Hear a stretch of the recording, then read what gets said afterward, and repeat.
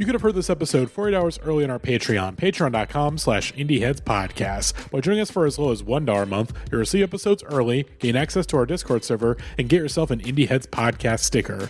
All of our upcoming episodes we put on our Patreon 48 hours before it hits our public podcast feeds. But if you're hearing this via our Patreon feed, we thank you so much for your support. We especially want to thank all of our Patreon supporters, including our real ones like Becca Etienne, Georgia Mikowski, James Boss, Marcy Anime, Chance Holdup, Delaney Mothman, Josiah Duncan, Jenna L., Matt Cameron, A History of Violet, Connie, Javon Clement, Jimmy Elward, T. Christie, Charles, Nicole Rifkin, Tim's Discount Prices, Heath and Catherine, Jay, Rena, Ian, Matthew Taylor, I Like Books, Sarah Moore, Griff, Max Kapazinski, Mark Barry, Cal 50, Chris Wade, Midwest Maxwell, Jake Wald, Grant, Keep Autism Weird, Max, Dylan, Zach, Gav Hardy Freak, Amber, and Maze Farms. And if you want to be amongst these names, consider supporting us on Patreon, where if you upgrade to the real one tier, you'll receive a bonus episode every month on top of your other perks. And before we move into the episode proper, I just want to thank the rest of our Patreon supporters like Jason Daphnis, Kevin Cookman, A. Watt, Ali Eleanor, Cheddaz, Nato, Robin Parlow, Eric Chow, Holiday Kirk, Tyrone Shuhan, Jay Amjadi, Alexis Tavin, Cody Gagan, Barely March, Minka LaFleur, Will Griffin, Corbin Camage, Gavlin, Matthew, Ethan Sapir, Matthew McPherson, Randy Donaldson, Eleanor Grams, Wilford Thrill, Gears 420, Lily, Jacqueline Kataga, Alec Felder, Talks to Trees, Molly O'Brien, AJ Moser, Eraser Red Baby, Matthew Herring, Jack Tiggleman, Sarah L., Jeremy Bull, Alex Gershinoff, and Derek Pemberton. Anyways, though, enjoy the episode.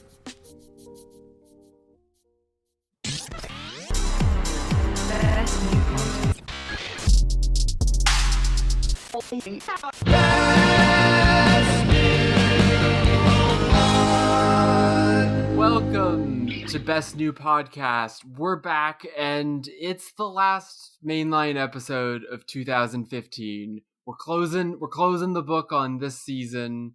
It's been quite a ride. And as we were saying right before we started recording this is maybe the weirdest playlist we've done in 100%. However many episodes of this. It's really Definitely of this season.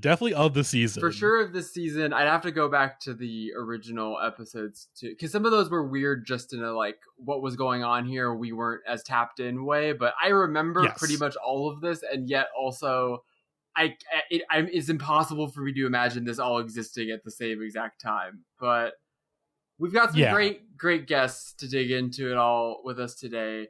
Joining us, both returning, we have from Merry-Go-Round Magazine, CJ Simonson. Hey, excited to be back. I feel like not only did I pick this one because it was the shortest, but also because it was the weirdest. So let's get into it.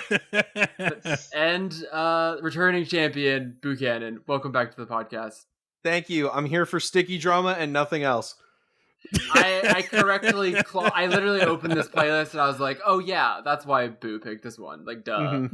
Mm-hmm. But I'm excited because we've talked a lot about OPN together and a lot on podcasts about OPN, but I have not gotten the full Garden of Delete thesis from you yet, and we brought you here today to do exactly that. Thank you. It is an honor, once again. But unfortunately, you also talk about 9 other songs on this playlist. Hang out with fucking Frankie Cosmos. Fuck my fucking life. This first one is a real... Her dad is Kevin Kline. Yeah, Kevin Kline's cool. Fish called Wanda? Come on, let's go. We are getting way ahead of ourselves in a way we're usually good at not doing on this series. So let's just get into track 1, because we've got a lot of rabbit holes to go down this episode. Yes. First up on the playlist today, of course, this is an artist that we surprisingly never talked about during the first season.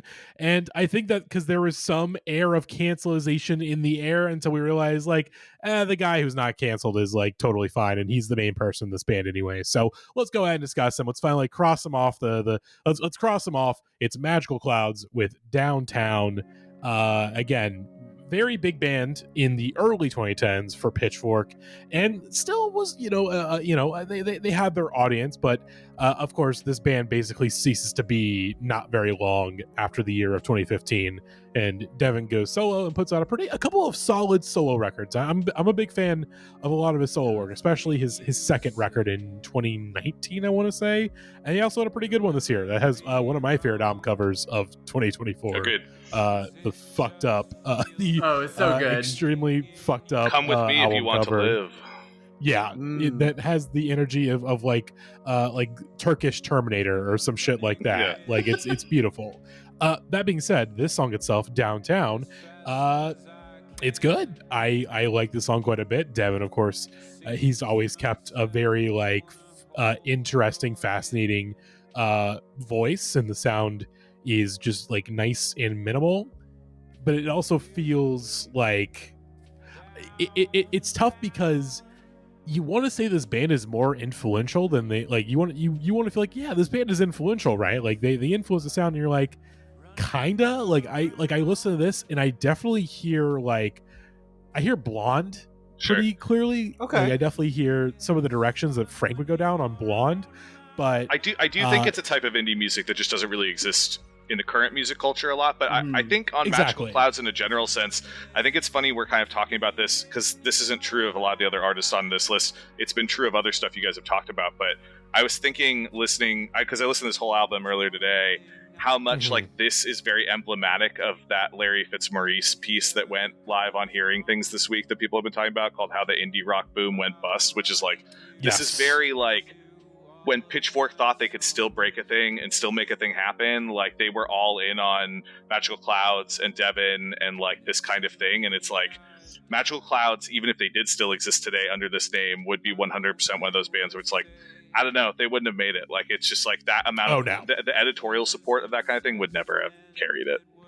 Yeah, no, especially when you compare Magical Cloudz right now, I'm playing this off Spotify. We see they still have actually a surprising amount of monthly listeners for a band that hasn't been a thing in 10 years, and most of their buzz was online buzz. You compare that to Devin Welsh's Spotify numbers, it's not great. No, it's not great. I think it's a nearly 1,000% lower than what Magical Cloudz is at, which is honestly very sad because I do think the Devin solo stuff is very, very good, and it's not different at all from Magical Cloudz. No, it's very much basically the same, a continuation. But at the same time, this is a sound that is very much of the time that was not going to endure, or if it was going to endure, it was not going to be with Devin Welsh at the helm.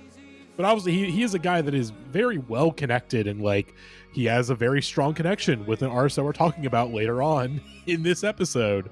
He's in the music video for one of our artists, and I think dated her at one point. But again, oh shit, yeah. Let's spoil it. Well, let's spoil it for stuff ahead. But Jackie, I'm interested because I feel like this is up your lane, generally, knowing that you are a very big Blonde. Don't set me up to be mean, Matty. I was. It's trying okay. to be Go quiet. be mean. I don't give a shit. I was very. Again, this is something we've come up to a lot of times this year, which is the meanest you can ever be to something is the thing that sounds very close to the thing you like, but you're but not this, because that's that very small narcissism of small differences thing. Yeah. And I just found his voice to be very cloyingly 2010s in a specific way. There's a lot of music in this mid-decade period that about half of it goes on to be the Frank Ocean Bon Iver, super influential and important and still feels pretty fresh. And then some of it is does the name Woodkid mean anything to anyone in here? Of course. That kind of very cinematic, very dramatic sort of thing. And I'm not against it on the whole. I've defended How to Dress Well many times on this series specifically. So I don't want to pretend I'm above this sort of thing, but to bring up the concept of Nepo babies, as we were doing earlier with Frankie Cosmos, to make a joke that I want to make here. Does anyone know who Devin Welsh's dad is or not know on this call? I do know. I have no idea. I have no idea. Oh, great. So Devin Welsh's dad is Kenneth Welsh, who is most famous for playing Wyndham Earle on Twin Peaks season 2. Holy shit! Wow. And much like Wyndham Earle, they really tried to make him happen, but it did not take. It's not for lack of effort. He was given a performance, to be sure, but. Yeah, no, it's not just like Wyndham Earle. This did not click for me in the way the things like it did. Before I've called Wyndham Earl what if Gene Parmesan wasn't funny, and or what if Jigsaw wasn't scary? He's kind of like somewhere in between those two. He's just a silly guy, and I like that. I like Wyndham Earl. I want to say that on your triangulation here, Wyndham Earl is a guy that shows up and blank line. That's it.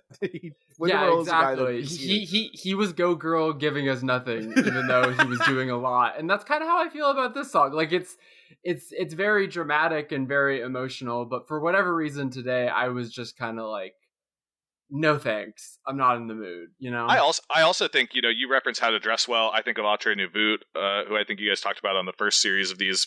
I think they had a couple of best new tracks back in 2012. Like, I think the best Magical Cloudz stuff is more securely nestled in that area of time, like Bugs Don't Buzz or Childhood's End, like those songs from Impersonator. Those are like the great Magical Cloudz songs, and like this record, which comes much later and is, you know, feels almost a little out of place this late. Like, I don't know, like it's missing a slight mark where it's like, oh, cool, now the society has moved past the need for this, like this kind of sound. We've found something better other places in the culture, but. Yeah, Matador. I didn't realize that. Yeah. Jesus Christ. For me, I listened to this and I was like, that was pleasant. This definitely sounds like something that they would play at the end of an episode on a TV show. And I scrolled down and it's 400,000 dudes being like, when they played this on the OA, it gave me all the feels. The OA is exactly the show that. God damn it! That's so. I was gonna say, I imagine hearing this, and like it's like you're coming to inside like an H&M, like you're just in a blackout haze, just walking through the mall, and then all of a sudden you come to the H&M, and this hits you, and you're like, you know what, life's okay. Life's all right. Girl Who Is Going to Be Okay, brought to you by Magical Cloudz. Girl Who's Going to Be Okay. They weirdly scream the type of band that like someone should have come in and remixed one of these songs, and the remix was weirdly the most popular thing that ever happened to them. You know, those acts. Like, I don't know why that didn't happen for them, but like they toured with Lorde, didn't they? Like, it seems like some big pop act could have taken fucking this song or any of the other songs and made it big. I mean, again, just Devin was very well connected. Obviously, I think Devin was in the Montreal scene, obviously, like dated Grimes and is in the music video and is on Visions. Again, Magical Cloudz is on Visions. Like Devin is a very well connected dude. Met at McGill. They both are Montreal people. And Devin, like I feel like there was something else too, but. Also, I said that whole thing about the remix, and then now I'm looking at their Spotify account, and the second most popular song is a remix. So I guess what do I know? Yeah, it's a remix that has this album cover. Oh so my god! I kind of want to play this. Alex Cruz is like bad tech house. Yeah, This is immediately bringing to mind a thing that this sort of reminded me of, which is like Rufus Du Sol with no beats a little bit. Just a little. It's kind of got the Spotify My Life is a Movie playlist cinematic music feel to it, which is a real Spotify playlist, by the way. Yeah. Really lazy remix. I'm getting like violently angry listening to this. Yeah, it is making me think less of the original song, which I think is fine. Yeah, this is boring. Before we go, though, of course, as you may have noticed, Rose is not on this episode. Rose is on a plane as we speak. Of course, as we're recording this on Thanksgiving week, so we're recording a little earlier than we usually would. Of course, some folks are out of town, some are not. Rose is one of those folks that is out of town, but they have sent in transmissions. So let's hear what Rose thought about this track. No, hang on. That's not it. Because it says one other thing, but it's one with a little weird symbol. All right, let's listen to Rose on Downtown. Is there anything to say about the song? Like anything? I'm sure you guys do, but like really, we did it. I came in here and I realized, like, I started recording and I just went, I got nothing. This song it's already out of my brain. It's like just fully erased itself. I'm sure it sounds like a music or something, but like, what if it doesn't? What if it's just not real, you know? I don't know. That's true. Profound insight. It's crazy too, because again, we put off talking about this band for so long, and I was like, I know why we did, because again, we should note there is not against Devin, but against the other guy that was in this band, there were allegations against him, and these came out like after the band had already broken up. Like, it didn't break up the band or anything. Like, they had already ended the project, and then Matthew Otto. Yeah, Matthew Otto. I think there is like a Pitchfork article about it. You can find more details about it. But again, other guy canceled, but obviously Devin's been around and he's still doing stuff. But a very good underrated album this year that I enjoyed. You know what this kind of made me think of? Last thing is, it's like there are a lot of artists from this era of indie, like we talked about Alan Palomo last week, or like Youth Lagoon, that have come back making these very like spare, almost Perfume Genius-y singer-songwriter records, and this feels like someone started out as that, like they forgot to have the indie band before it. Does that make sense? Like, this would be an album that if I already liked 10 albums by this guy, maybe I would be interested in this sort of thing, but it feels a little side project-y in its own right. Yeah. But let's go ahead and move on. Let's get to our next track, which after this, which is kind of a big old nothing of a track, honestly. Even if it's not a bad nothing, it's just it's a nothing burger. You're immediately hit with this fucking shit. Yeah, this is the thing. Regardless of how you feel about this track, it cannot be argued it is not doing something. It is doing perhaps too many things. We could have that discussion, but things are being done for sure. Yeah, Ch-Chings are being done, as this is Ch-Ching from Chairlift. Of course, as you're probably already hearing that voice, and you're like, wait a second, is that Caroline Polachek? And yes, that is. For our younger listeners out there, which there are some of you, not many, but there are some of you, before Caroline Polachek was Caroline Polachek, she was a member of the band Chairlift. That was a trio initially, but by the time they had broken up, they're down to a duo.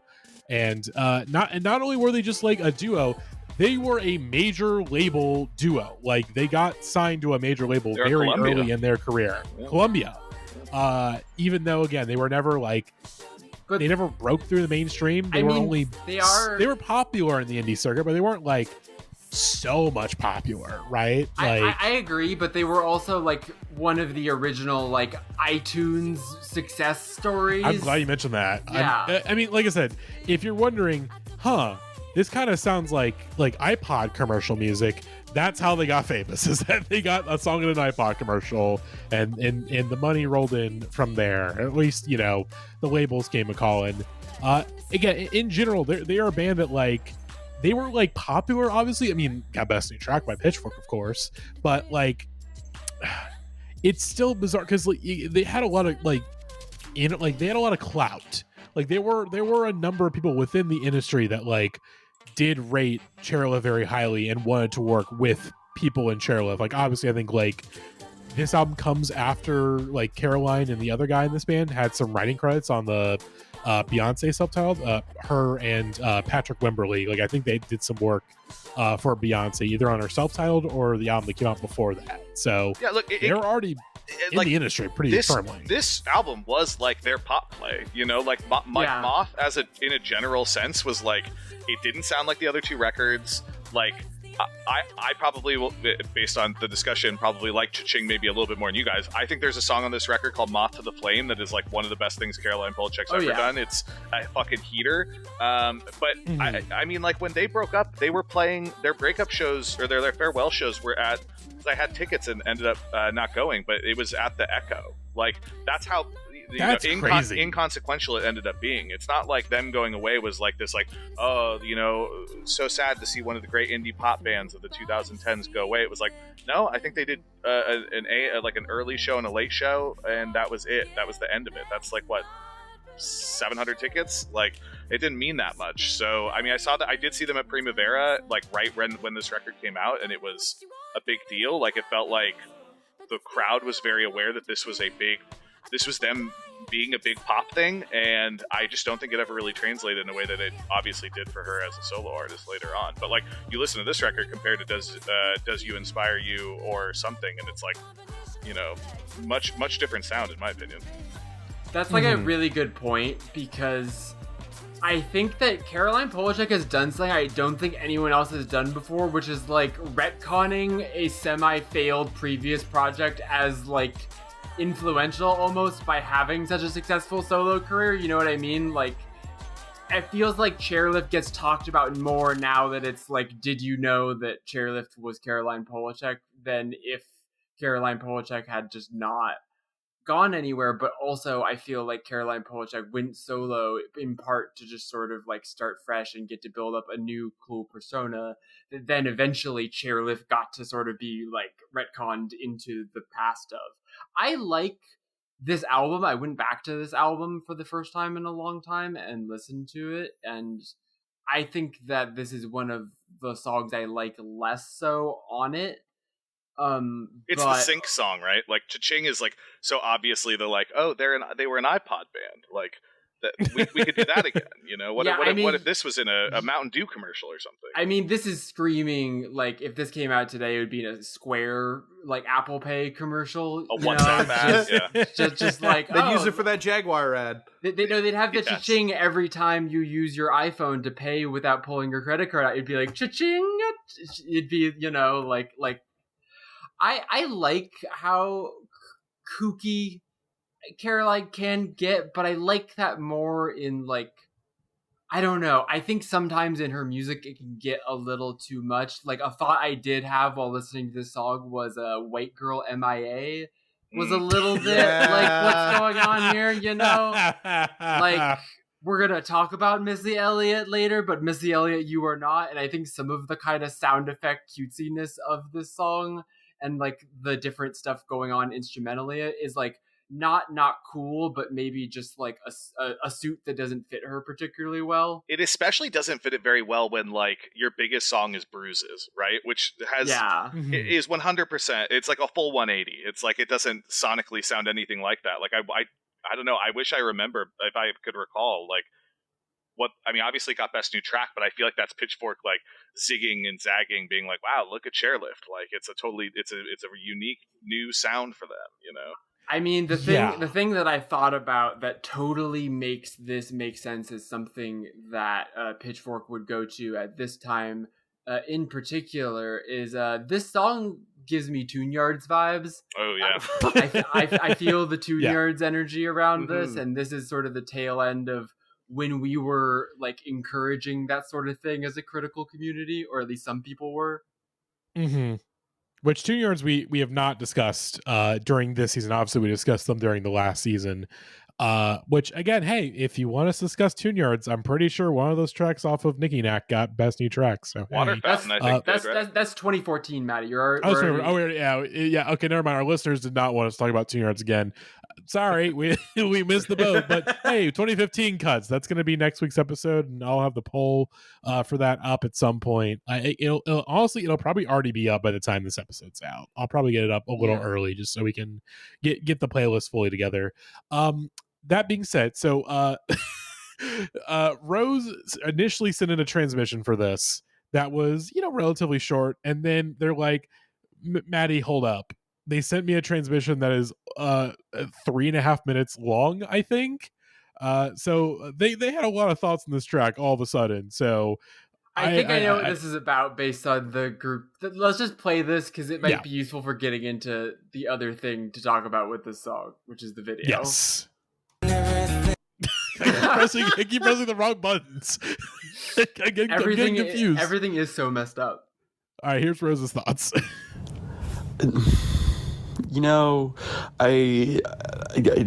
I had to make a real last minute decision here. I had to go with my gut, and I don't normally trust my gut because, as we are apt to say in this group, my pee is healthy, but my poo is fucked. Okay, and last night I watched the film Megalopolis. I also watched the music video for Ch-Ching and by Chairlift. And we need to start a dialogue, okay? We need to start a dialogue. It's very important. I cannot stop thinking about the frame of this music video where somebody pulled a Bitcoin out of their mouth. It clarified like 70% of my questions about Caroline Polachek in a way I was not expecting. It made me go like, oh, this person is just ideologically incoherent. in a way that I did not expect.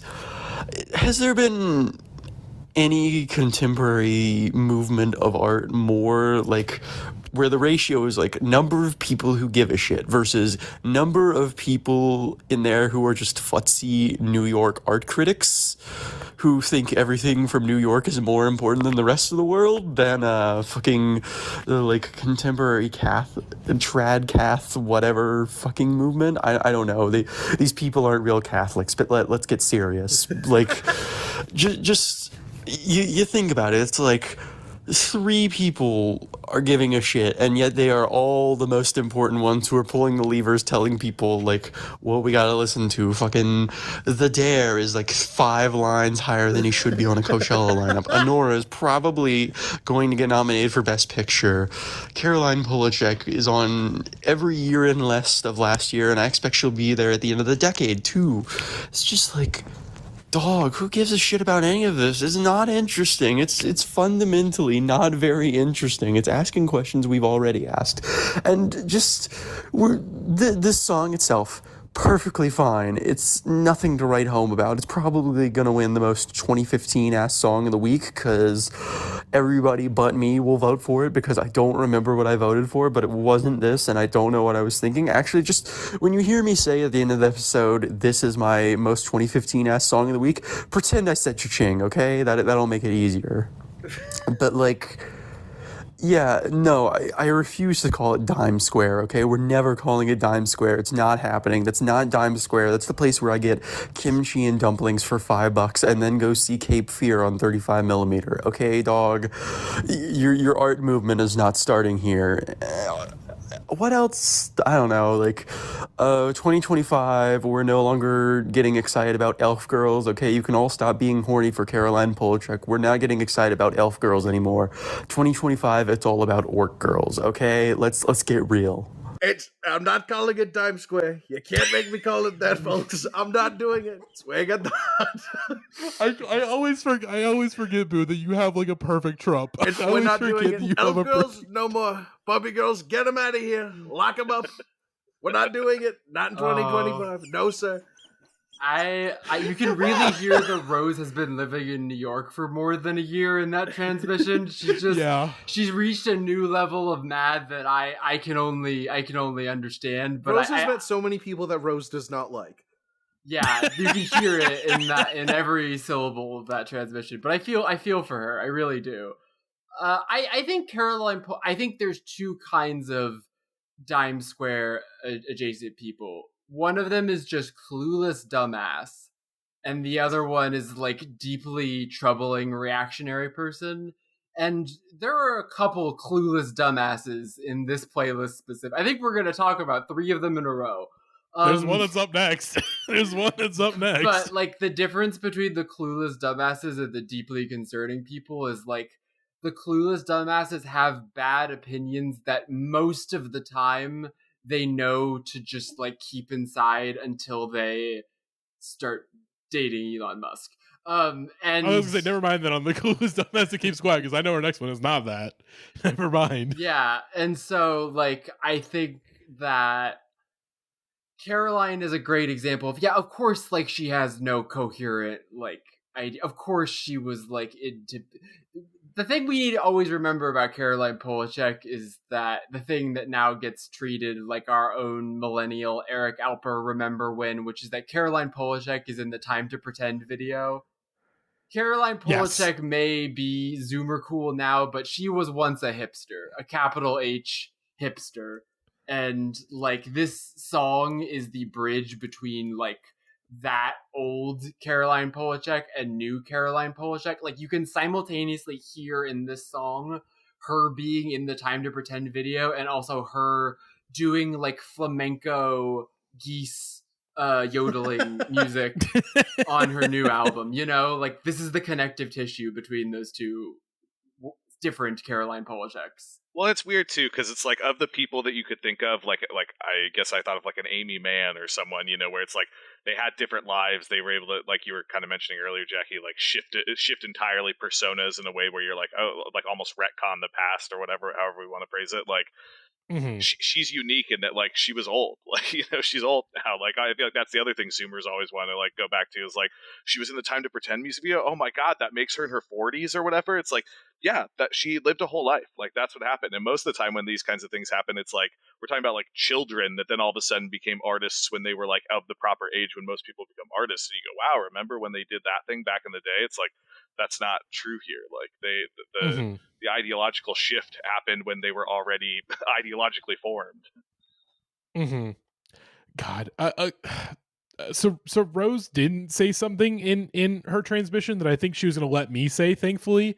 I did say this in the chat earlier this week, but Caroline Polachek, the vibes currently, she is someone that almost definitely listens to Red Scare every week. She has big Red Scare vibes. She probably has a burner account on Reddit to post on r/Red Scare pod. That being said, she is smart enough to not relay those opinions in public. Although every now and again, the mask does slip, as I posted an article in the chat this week, being like, hey, am I the only person that remembers that this happened? And that, of course, is that Elon Musk, he put out a song in 2019, Harambe, that Caroline Polachek helped write. She's contributed to the song as a co-writer. She co-wrote the song, and Blood Pop also produced it. I do believe that. That one I believe. Yep. Blood Pop is that's not super surprising. And then Young Jake. Who the fuck is Young Jake? You don't remember Young Jake? Come on. I don't remember Young Jake. I do not. But yeah, so Caroline is someone that probably has somewhat incoherent politics, but is smart enough to just not make those super duper public.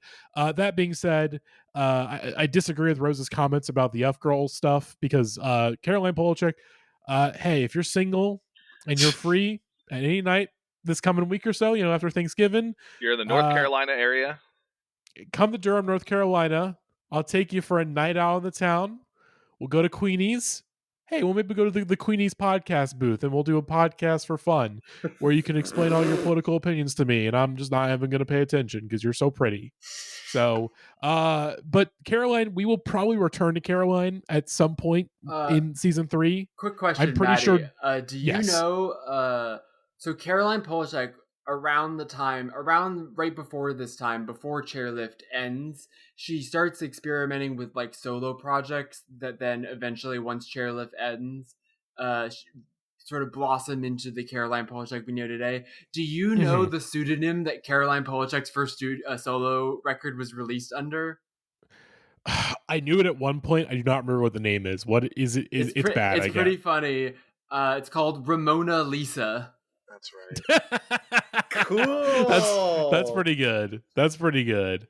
Ramona Lisa. Ramona Lisa. That's pretty good. Finest Girl. Or I'm mixing up pop star songs. Excuse me. That's pretty good. That's pretty solid. Rose, much like Connor for real, thinks that Caroline Polachek is an overrated bitch. Like the Mona Lisa song. Here's the thing with Rose. She's not entirely wrong. Not to like get way ahead of ourselves here. Like, I think that Caroline record from last year is very overrated. I think Pang is a much better record. Same. I think part of the reaction, I consider it a classic case of a critical overreaction, because of like, oh shit, we probably should have given way more respect to Pang when it came out, so we'll go a little over on the new record, and I think maybe over time things will normalize out a little bit, but yeah, that's much. Also, Romeo, very good song. That was also on the short list. That was on our list that we put together from. And I get why we picked Ch-Ching, because Ch-Ching is much more notable from just the annoyingness of it all, and also just the music video, which, listeners, please watch the music video. It has there's a 1 second shot in there that is very insane and very 2015. And also, God, okay, I know we gotta move on. But here's the thing: we got some boring songs on this episode. There's some stuff we got nothing to fucking say. So I think you'd be surprised by that. So let's just move on. Yeah. Also, the other guy, Patrick Waverly, he also helped produce and make the Little Yachty psych rock album that was very bad. If you're wondering what the other guy was up to, I forgot about that, but I do remember people talking about that at the time. That like the Chairlift guy was one of the main producers of that record. Yeah. Let's start here. No thanks, personally. But How about let's end earlier? You ever think about that, Yachty? Stop. But let's stop. And you know who we should have told to stop a long time ago?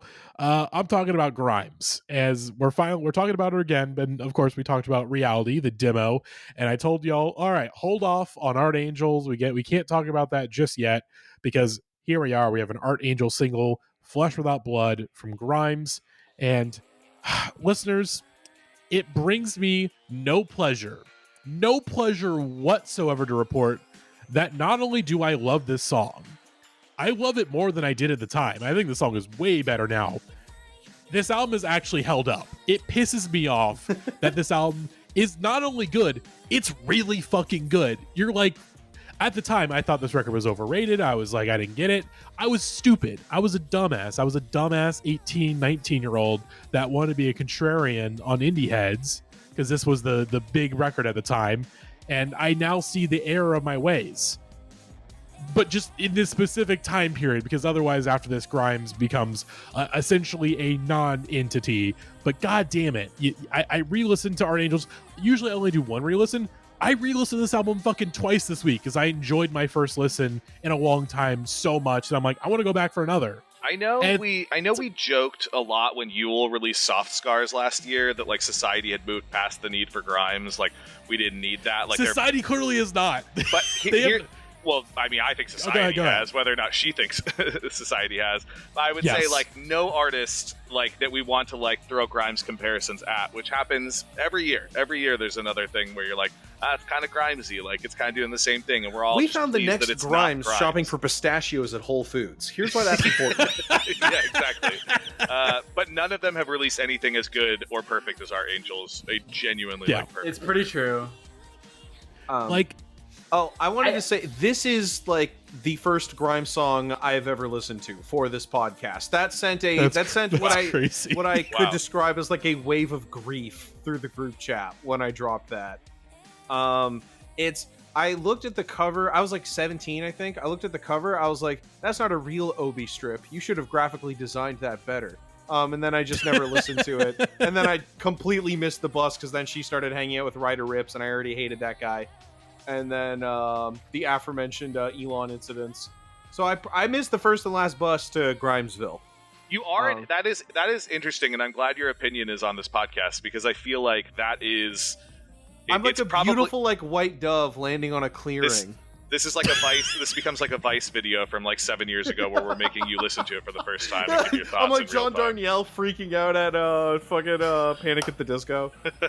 Yeah, that's so good. But god damn it, it pisses me off. Again, it's just like of course, there's been a general sense of grief about Grimes for the last few years of fans eventually just realizing like not only is she just like gone mentally, just like even now that she's broken up with Elon and had the custody battle, it's like she's just down the rabbit hole. Like there's no getting her back to like some coherent political ideology that's like good. To go to CJ's fucking point, among the people that have released records that like were purporting to do a Grimesy thing but not coming close to it include Grimes's next album that she released like Miss Anthropocene feels like someone trying to hackily rip off Grimes, but she made it. Like that's what's insane about it. Over the last 6 years, I have watched from the sidelines Grimes be progressively more and more okay with wanting to be Wasian. That's true. Wow, you put it so succinctly. Like, what else do we have to say? I mean, actually, I have a lot else to say. This is my favorite Grimes song, bar none. I think this is the best song she's ever made, and a true perfect pop song. I think the whip crack sound effect makes the song about 20% better. That alone is like just genius, the way it's deployed in this. But I also really like the way her vocals are produced on this song specifically, and all the like vocal runs. It's very, I think Sarah made this reference earlier in the series, but it's very like Hannah Montana, like ooh whoa whoa whoa. Oh man. Like, but it really does feel like this like California top-down classic pop song, but then filtered through this incredibly modern thing. And this song specifically, not even the Grimes thing in general, because I've talked about songs from Visions that I liked before. We talked about Reality Demo. But I have been chasing the high of this song. I continue to give Magdalena Bay a shot in the hopes that they gave me You Lose, which is basically like methadone this song. And like, I haven't listened to yet because I have a life, but I will listen to Imaginal Disc and try to get like a resin hit of Flesh Without Blood energy out of it, because I am addicted to this song specifically. I think it's the peak of Grimes IMO. Yeah, because I was gonna to finish the point I was gonna make earlier, CJ, of society has moved past Grimes. Society in many ways has moved past Grimes, but like Grimes herself. But obviously there are plenty of one of the most, I won't say critically acclaimed, one of the most music nerd acclaimed albums of the year is Imaginal Disc by Magdalena Bay, Sure. which is very much like Magdalena Bay is basically like, hey, here's a universe where Grimes never got canceled. Like, imagine the timeline if Grimes never got canceled. Magdalena Bay is able to jump off from that timeline branch. It's what someone said about, and this is very kind of rude to Cindy Lee, but someone said that like when the Cindy Lee record came out, they're like, this is good, but it's also funny that non-problematic Ariel Pink is being treated like it's a scientific discovery. Wow. And this is like a similar sort of thing where it's like we are now just looking for what Grimes could give us, because we can't, it's not even like we could just plug our nose and listen to more good Grimes music from Grimes. She's not giving it to us anymore, so it's not even like a moral stance thing. It's that money line, right, or Moneyball line, right, where it's like, well, we can't really get, we can't replace Giambi, but like we can recreate him in the aggregate. It's like, all right, well, we don't need Grimes anymore, but like maybe if there's one, you say the hit of resin, like what if we get one Magdalena Bay song that even inches close to it? Like it'll be fine. What if we get one Yule song? It'll be just fine. We'll be able to get by without Grimes. But I don't know. She persists. She keeps like, fuck it. What's her new deal? She keeps asking for to meet celebrities on Twitter. It's like we're so washed. We're beyond washed. It's crazy. She's like, hey, Quentin Tarantino. Can someone get me in contact with Quentin Tarantino? Anyone is like Jackie. You and I could go find Quentin Tarantino in 2 seconds if we wanted to. Yeah, no. It's really the best part of the Quentin Tarantino tweet was her saying like, I don't think he'll like me, but or something like that. That was just really like, which is crazy to say, which like, implies that she's like, I've been trying to get it. Yeah, here it is. Does anyone know any way I can contact Quentin Tarantino? I have for many years tried every other route to contact him, and it's likely he simply doesn't wish to speak to me, but as a last-ditch attempt, I am throwing this out into the universe. Prayer hands emoji. Do you know how embarrassing it is for the last thing Tarantino notably did to smoke weed with Bill Maher, and she's out here like, yeah, he won't return my calls. It's crazy. It's like, that's crazy. He's making a choice. He's making a choice not to talk to you. Who moved to Israel and is like, Joker 2 is good, actually, does not want to talk to you. God damn it. Woof. I would say just fly to Tel Aviv. You'll probably find him. Or just kill yourself. Like, I don't know, man. Like, that's pretty low. Like, I don't know. There are lots of good ideas on the table right now. No bad ideas in a brainstorm. Jackie, one last. I have one last Grimes roast on my cue card here that I got to get out. Please do. It's Grimes. It's yet another in the like classic Parthenon of musicians from Vancouver who move to Montreal and like immediately blow up because Vancouver fucking sucks to do anything in here. Fuck you, Grimes. That's succinct. I do want to briefly touch. We talked about Art Angels a little bit, but I do want to touch on it a little bit more. Again, kind of really. There's only like one or two kind of iffy tracks, but otherwise, it's a great pop record. Like, obviously, what we Flesh Without Blood is a very good song. I really like Kill V Mame. Belly of the Beat is fantastic. Fucking Venus Fly. That's a track I didn't think would hold up very well. That track is awesome still. Like. That it's amazing, and let's go back to 2015. Let's try to. I know that's the whole purpose of this podcast is to go back to 2015. But let's really time travel back there. Let's try to remember what the discourse around Grimes was at the time. And the big thing with Grimes was the fact that she was very, very adamant that she was a totally self-produced artist. Like, I do not have anyone else writing my shit. I write all my own shit. I perform it. I make it. Like, it's all me. And that was a sticking point for a lot of people. And that, for some reason, was a really big discourse point, being like, oh, she can't be doing all that herself, which obviously nowadays, like, even, you know, just like 9 years later, that's definitely like an absurd thing to be like, we really like cared about this, that she maybe wasn't doing all this, even though she was. And like, here's the thing, even her ops are like, yeah, she did all that shit. Like Jamie Brooks, who was Grimes' partner at the time this album came out, and was like also like doing a lot of like business partnering and managing and stuff like that for Grimes. Like I was going through trying to, you know, just I was researching for the series, and Jamie answered like a Curious Cat question about Grimes, and is like, I fucking, like, I hate her. Like, she sucks. I do not like her at all. Like, she did me very, very dirty. That being said, the music is incredible, and yeah, she did all that shit herself. Like, I had basically no involvement whatsoever, aside from like, she would every now and again ask me for a suggestion, and like, I maybe helped her with track listing. That's it. Otherwise, it was all her, and I really wanted to iterate that part of Grimes being like, hey, she truly is a DIY artist. Like, hey, she's doing all this shit herself. And again, the results speak for themselves. Like, it's fucking good. This album sounds great. I think like, it's really good to bring up the Caroline Polachek record from last year, because I remember at the time liking this record a lot, but sort of even early on in my paying attention to critic stuff, there was a little bit of me that is like, is this the one album? There's like one kind of artsy pop album almost every year that a lot of people will be like, this is the future of pop music. And about half of the time, those records age well, and the other half of the time, it's like, wait, what? Like, we were all hyping this up for that reason. And I think the fact that this record has aged better than I expected it to at the time is like pretty crazy. I was looking this up. I was shocked by this, although I do remember that she was writing for Pitchfork at the time. Can anyone guess who did the Art Angels Pitchfork review if they don't know it? Oh, fuck. I want to say It was Alphonse. I want to say for some reason my brain is telling me Gin Pelly, but that doesn't seem totally correct. It's much more whoa, because it's Jessica Hopper.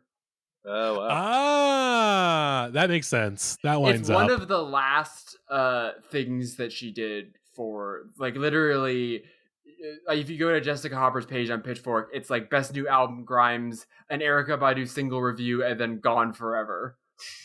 Wow. Yeah, because I think around the time Jessica got, do y'all remember the MTV News relaunch? Yeah. Where they were trying to like relaunch Yeah. MTV News into like a serious publication, and then it didn't make any money because, of course, this is music media. Even at this time, it worked for a little bit. Just it wasn't profitable. No, and they didn't want to stick with it for long enough, and so they completely shuttered it. And even now, like, the archives are like, that was the big thing that they took. Like, the archives are gone also, like, very bad, very fucked up. I think also, you know, they had writers that were like willing to be critical towards some of the favorites. Like, I remember there was like a Chance the Rapper article that he got taken down because it was kind of mean to him. Right. And this is like pre the big day, so this is like peak critical acclaim Chance. But for that is, of course, another subject for another time. We will get to Chance in season 3, of course, because that we get to Coloring Book in the next season. But goddamn, it pisses me off that the song is good. It pisses me off that this album is good. I get the grief over Grimes. I get it. If she gave us something like this and then proceeded to girl, give us nothing for like almost a decade, if not worse than nothing, go girl, give us negative, then I would be very sad. There's that artist Pan on here who's like that Taiwanese rapper. It's like that ended up becoming a thing this past, like, over the last 2 years. She's put out some music with a label that I work with called Transgressive, and like it even feels like that was like coasting on the wave of an album that came out in 2015. It's like, that's crazy. Like, it's not like she had been doing much else. Like, it was truly was it raising ships, or raising tides raise all ships, or whatever. Also, we should mention before we go, of course, we mentioned Magdalena Bay, who very much is, again, Grimes methadone. The timeline is starting to correct itself because Grimes did a remix of a Magdalena Bay song. The timeline is starting to correct itself. Grimes did a remix for Image. You know what, this is very like, it's like that movie Looper. It's like Grimes is going back in time to assassinate herself or whatever. She is Bruce Willis, yeah. Exactly. Yeah. It's just it is funny to kind of see like Grimes is definitely going on the apology tour a little bit. Like this is the beginning of like, hey guys, sorry about like all that, sorry about the Elon stuff and like the right wing wokeness AI shit. I mean, I think she's still on the AI shit. She started doing that the second she broke up with him and like walked around in public with a copy of the Communist Manifesto to be like, don't worry guys. I think left-wing stuff is cool. The most staged a paparazzi shoot has maybe ever been. She also really dated Chelsea Manning. Oh God, I forgot about that. Oh God, this is there's so much. I totally forgot. I got like a 30,000 tweet banger off that. I completely fucking forgot that happened. So an entire lifetime worth of stuff has happened with Grimes on the internet in the last couple of years. Derogatory. It's just there's just a lot to process there. Yeah, Grimes will surely return in this series because I think Pitchfork was they did not give up on Grimes. They did give Miss Anthropocene that comes out Missy in music 2020. So I don't know. I don't think Grimes gets another Best New Track for the rest of the decade, as far as I can remember. I also want to just note this one last little thing about Grimes because I found this in my research today. Grimes wanted to direct Dune, says she was fired as influencer for the film, and then the little subheader is, the singer said she was removed from the project because there are things that are deeply not woke in the Dune universe. This lady is dumb as shit. There's not much else to say. So stupid.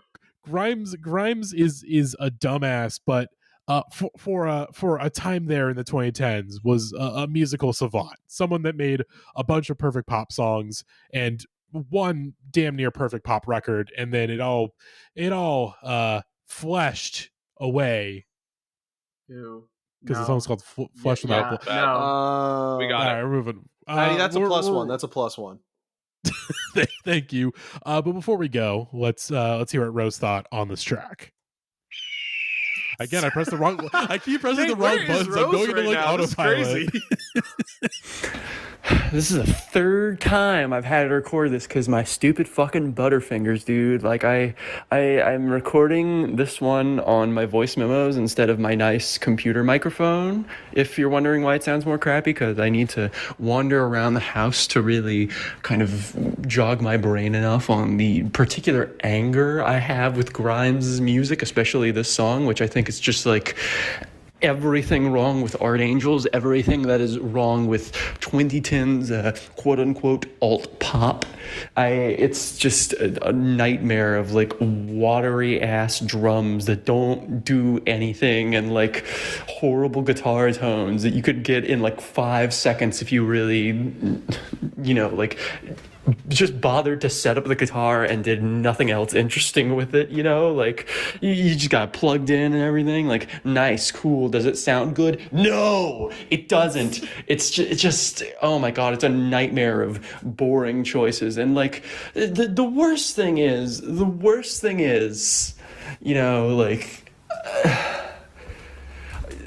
lyrics, man, it's nothing. Like you're all gonna yell at me right now, but like truly, just the most meaningless, like fucking. It's not even about a breakup. It's about a friend breakup. I learned this today.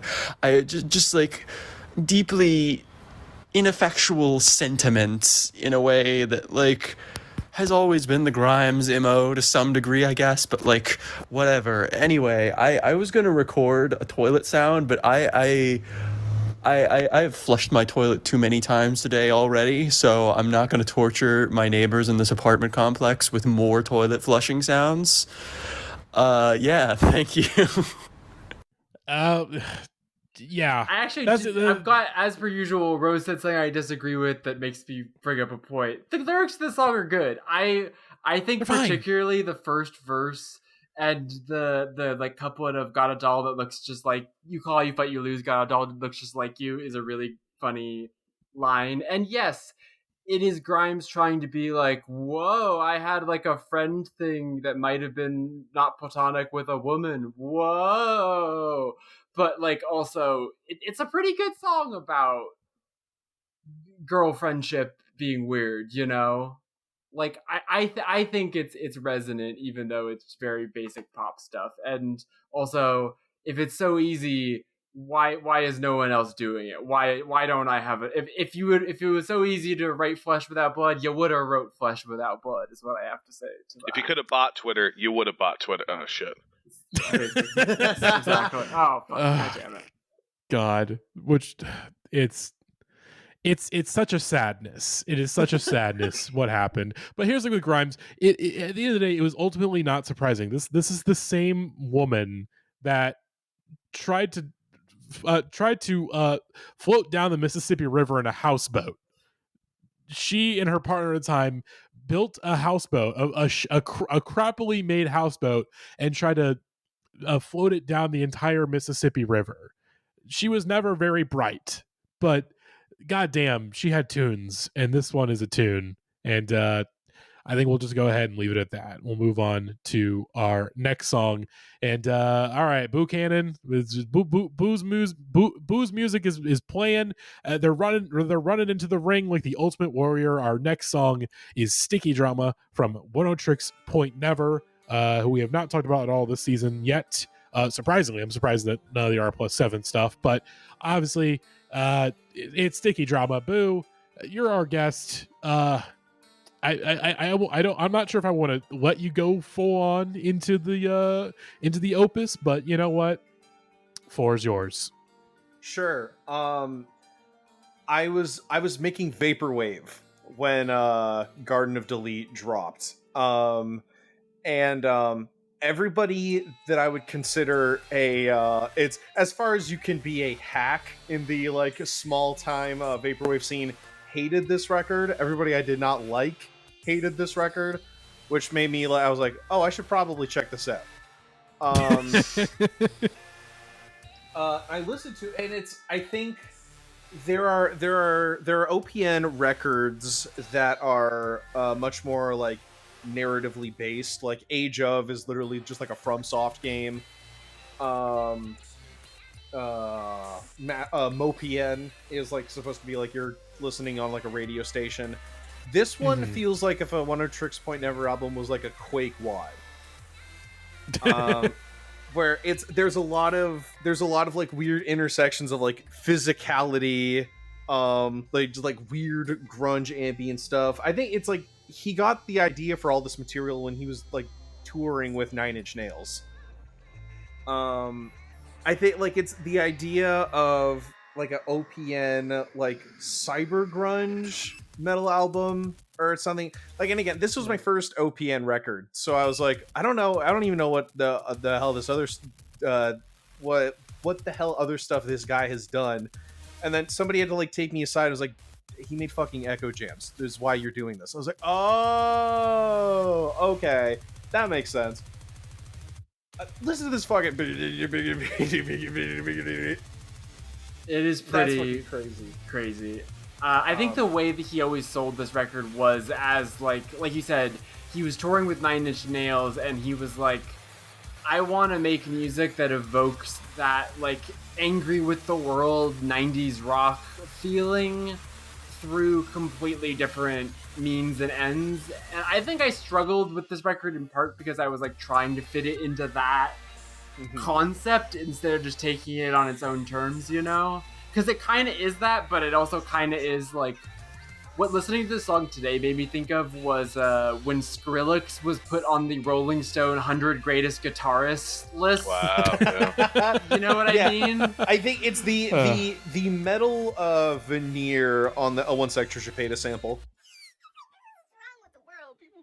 Is Trisha Paytas? That's her. That's her in tears, putting on makeup on a YouTube vlog.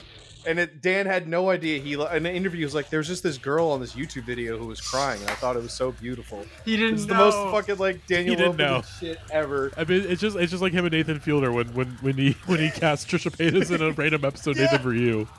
I do want to make a note because this is going to kill me if I don't say it now. Of course, we talked about how part of the inspiration for this record was Dan opening for Nine Inch Nails on a tour. He was not the original opener for this tour. Oh, it's true. As famously, Death Grips was supposed to be the opener on this tour, but they had to drop out because I think this is when they broke up initially during that's correct. This is when the napkin dropped. Yes, this is when the famous napkin dropped, and so they dropped from the tour. OPN came in, and then he made a very good record inspired by this tour, and was about 7 to 8 years too early to the new metal revival. I think this is also this is a lot of it is Dan trying to draw a bead between like music for teenagers in the 2010s as Dan saw it was like early PC music.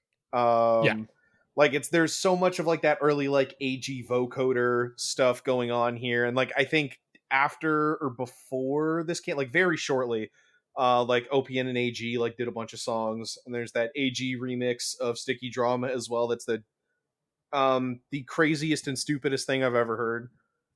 No, I want to hear this. Let me see if I can find it. I don't know if it's on Spotify. It may be. Let's see. I'll look and see. But go ahead and continue. Yeah, I think. Oh, there it is. Sticky Drama AG Cook remix. Oh, this album cover already. Okay. Yeah. Sounds like the epic rap battles of history guy at the start. Oh my god. We're up in like a modem. major key, and it's like a piano ballad now. It's like kitsch refracting into kitsch. This is what my dial-up sounded like in the 2000s. I say that complimentarily. That's non-derogatory. Yeah, this shit rocks. It's a lot of like the metal association with Garden of Delete is kind of more set dressing for Dan's like reckoning with like what the internet was like in the past. There's the whole Chaos Edge ARG that like I think 2 people listening to this podcast just stood up and cheered over. One of them probably being Alexis. Yes, absolutely. Where it's there's this alien kid contacts Dan, and he's like, dude, my favorite band is this shit called Chaos Edge. You gotta listen to it. So Dan listens to it, and he's like, this is the worst fucking shit I've heard in my life. All right, I guess I'll just make an album about this. And that's the narrative of Garden of Delete. They just like, it's like fucking like the AG is the king of just like fucking stupid ass like formant pitch shifting. Matty, did you watch the music video for this track by any chance? I did not watch the music video. Oh my god! Right now, so this is the thing. All right. I think I think probably my favorite OPN music video as someone who I would came agree to with this one that. late. It's really good. Many people I know think that John Raffman is a hack, and I agree with them. This is still one of the coolest music videos ever made. I've seen this video. I think I just credit Dan for just a very good core concept, which is, first of all, this entire video looks like a deep-fried Instagram meme. Yeah. Like, the saturation is just cranked the HDR all the way. sharpen is bananas. Which that thing is that's what it looked like at the time, and now it looks like the AI generated videos you see on Twitter now. Yeah, this is just with less cuts. This is basically like if like throwing an Inland Empire filter on like Game of Thrones or whatever. It's just like, look at this fucking bread bowl mentats. Look at this fucking, and then look, they do these like old like RPG text boxes, and this dude. He looks like he's about to hop into a Dracula flow. The thing I really love about this video is there's something. Hang on, this part. Just wait. Yeah. Hang on, this text box is the best thing that has ever been typed. I have a screenshot of exactly. Let's annihilate those pussies. It's also funny because, like, I think on Animals, isn't Val Kilmer in that music video? He like, is. It couldn't go from two different ends of the spectrum. That to me is like peak. Like, Dan got the briefer video and got so excited that he just said yes to it. It's if I was fucking Dan, I had like Warp money, and they're like, "Hey, we got Iceman on the horn." I'm saying yes. I am saying yeah. You'd be dumb not to. And it's probably one of the most affecting Val Kilmer performances he's ever had. And he doesn't say a fucking word. He's just sitting on a bed looking so fucking sad, and it hits. So many fucking kids die in this movie. It's so good. That's what I was gonna say. The thing I really love about this video is that the whole thing is about this uncanny valley of like there are kids doing play violence. But the gear that they have is so much more impressive than anything kids would ever actually like put together. You know what I mean? But it's also all like clearly homemade, like repurposed stuff. And then the violence is like just cartoony enough, but also just upsetting enough that it feels like there's an OPN song called "Child Soldier," and like there's a lot of like very obvious stuff that this music video is trying to do with like being kind of hyper violent, crazy Cronenberg-y stuff, but also like goofy and like kids TV show-ish. Like I saw the TV Glow. I bet you Jane has seen this, you know? Oh hell yeah, for sure. If there was a LARP session that was this cool, I would go every week. Yeah, exactly. It's like what if LARPing was sick? It's you need to wear Tamagotchis as medals of armor and you get real acid thrown at you. Okay, I'm down. I do say this complimentarily. It's giving VHS, like absolutely the movie series VHS. Like this could very easily, like you could have found an angle to have this be like a found footage, like VHS thing. This is awesome. This video is fucking awesome. It's so cool. God damn. So sick. So I've always liked this record, but me getting into this record has kind of been a steps process where like when I got into OPN, it was like getting into Replica and stuff like that later. And when I started doing the first deep dive, I tried to give this one a go and was like, nope, not taking. And then every couple of years, I like come back to his discography and I get deeper into it. But then like this has always been the one that I admire more than I love personally, although every time I go back to it I get a little closer to being like I get it. But watching this music video today was a reminder that I think this record works better as like insane thing to be playing during a cool music video than it does music to listen to on its own. It's a little too MoMA art piece-y at times, and I think like his new record does that better in my opinion. I think I'm like you, Jackie. I think my first Oneohtrix record would have been R+7, and I remember, liking and respecting that record. I think for me, when I heard Garden of Delete for the first time, I was like, oh, this is primal. Like, this thing is like, it's all, like, as much as all of his records require a kind of strange number of footnote context around, like, how he made it and why he made it, what the influences were and all that stuff was, like, I think the fact that, like, everyone's first reference on this podcast was like, yeah, well, Death Grips dropped out, and he was opening for 9 Inch Nails, and he made a record. I was like, that's all the context you need around this record in a lot of ways. Is like, yeah, he took a lot of Warp money, made some weird shit, and just made this big, loud, like you indicated earlier, Matty, like probably too early new metal-y record. And like, I think that it, for me, works in Sticky Drama, especially Ezra too, like, which has that cool, like, kind of gnarled keyboard and guitar part stuff. Like, all of those songs are so fucking, like, really, like, immediate and guttural in a way that maybe a lot of his, especially previous work to this, maybe, maybe not as much after, but like it's some of the early stuff, especially like I'm trying to think of what like some of the stuff on like Returnal, it definitely feels like it feels like akin to Returnal, but like somehow a little more accessible. Like it's very much of that noisy abrasiveness, but with a little more accessibility thrown into the mix. It's not the deep. It's like jumping into if the deep end is like 6 feet versus 12 feet, like.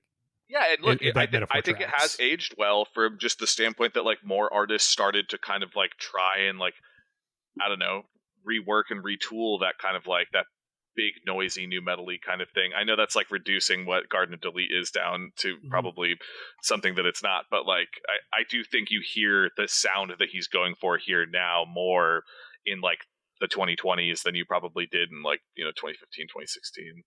Mm-hmm. Yeah, if anything, this didn't get really that kind of boost that the later stuff does, because the later stuff does it under this guise of like kitsch and reclamation, where this is like, no, I want to tunnel into the stuff about this that is kind of like bizarre, Mm-hmm. Agreed. Yeah. Again, I'm with you, Jackie, on my Similar Pains and Garner Delete, where like I don't think I've still fully wrapped my head around it. Like, I there's other Dan records that I go to first, like Replica R+7 is my favorite Dan, Magic Oneohtrix, and I think it's honestly it also feels very akin to again of where I still have not even come close to wrapping my head around again. And I'll probably end up going back to it, and like it's been almost a year since it's come out, so I think it's probably going to sound really fresh to me. But obviously, this is also in a sort of a transitionary period for Dan, because 2 years after this record, he would go on to do the soundtrack for Good Time. Yes, and that is where a great thing to bring up, as like I'm saying, like this feels like soundtrack music for a movie that doesn't exist. And very shortly after this, he sort of transitions into doing that while also doing the more pop leaning stuff with The Weeknd, and like branching his different sort of his different arms of OPN industry into sort of different hustles. This record is the origin point, right? It is the origin story for kind of both those separate paths. It's the mythic like story and instruction manual creation myth for new OPN with an NU. Yeah. That makes a lot of sense. Absolutely. Yeah. I would also like to say that I was reading the Wikipedia page for this album, and this one sentence about the influences cited is like, this is Dan Lopatin in a nutshell, in one thing. The project's main inspirations included the style of curation on the pop music video service Vivo, satellite radio stations oriented around heavy metal such as Ozzy's Boneyard and Lithium, and the critical theory of French philosopher Julia Kristeva, in particular her influential 1980 work, The Powers of Horror. Like, yeah, that's OPN in a nutshell. It's French philosophy and also Ozzy's Boneyard. Sounds on brand to me. But before we go to our next song, let's go ahead and hear what Rose thought on this track. Hey, bitch. I did it again. I wasn't even intentionally trying to do it this time. I'm trying. So listeners, if you're wondering why I keep playing, so the soundboard we use, I use a program called Farrago, and it has keybinds, and the Rose's keybinds are they have the number 4, but you have to press a different key before you press 4. So I keep just pressing 4, and it has all the stupid stuff before. So God damn it! All right, Rose, let's hear Rose on Sticky Drama. Garden to Delete never been my favorite Oneohtrix project. Like, if we're gonna talk about that, we gotta talk about like Replica or fucking Again. Like one of the really tasteful ones that we can really get behind with a lot of samples. This shit, it's pretty good, but like this song, oh my god, dude, Sticky Drama, just like I don't know how he gets those sick, nasty ass like mid-range synths to really like spike into your face like that. But good stuff. Oneohtrix Point Never, more like Oneohtrix Always. Silly Oneohtrix Points are for kids. Plus fucking 2. I don't know, dude. Dan Lopatin. I love him. Can't wait to keep talking about him. Hopefully, I don't know if is this the last one, you guys. Is this the last one? I really hope not.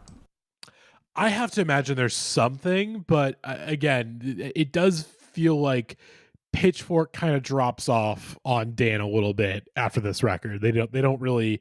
This is definitely the peak of his acclaim for Pitchfork, at least at this point. I think, despite the fact that his profile like would grow bigger, Pitchfork doesn't quite like keep up. Like, I don't think they give best in music to anything, at least album wise. Dan was always, it's Tiny Mixtapes was always more Dan's home than absolutely Pitchfork, I think. Although ironically enough, R+7 got best new album, and also Riff's got best new reissue. Yeah. That's crazy.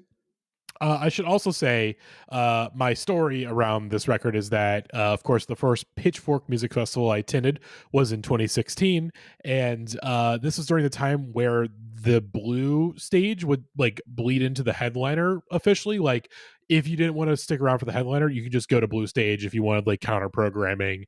And I can't remember. I want to say it was Beach House.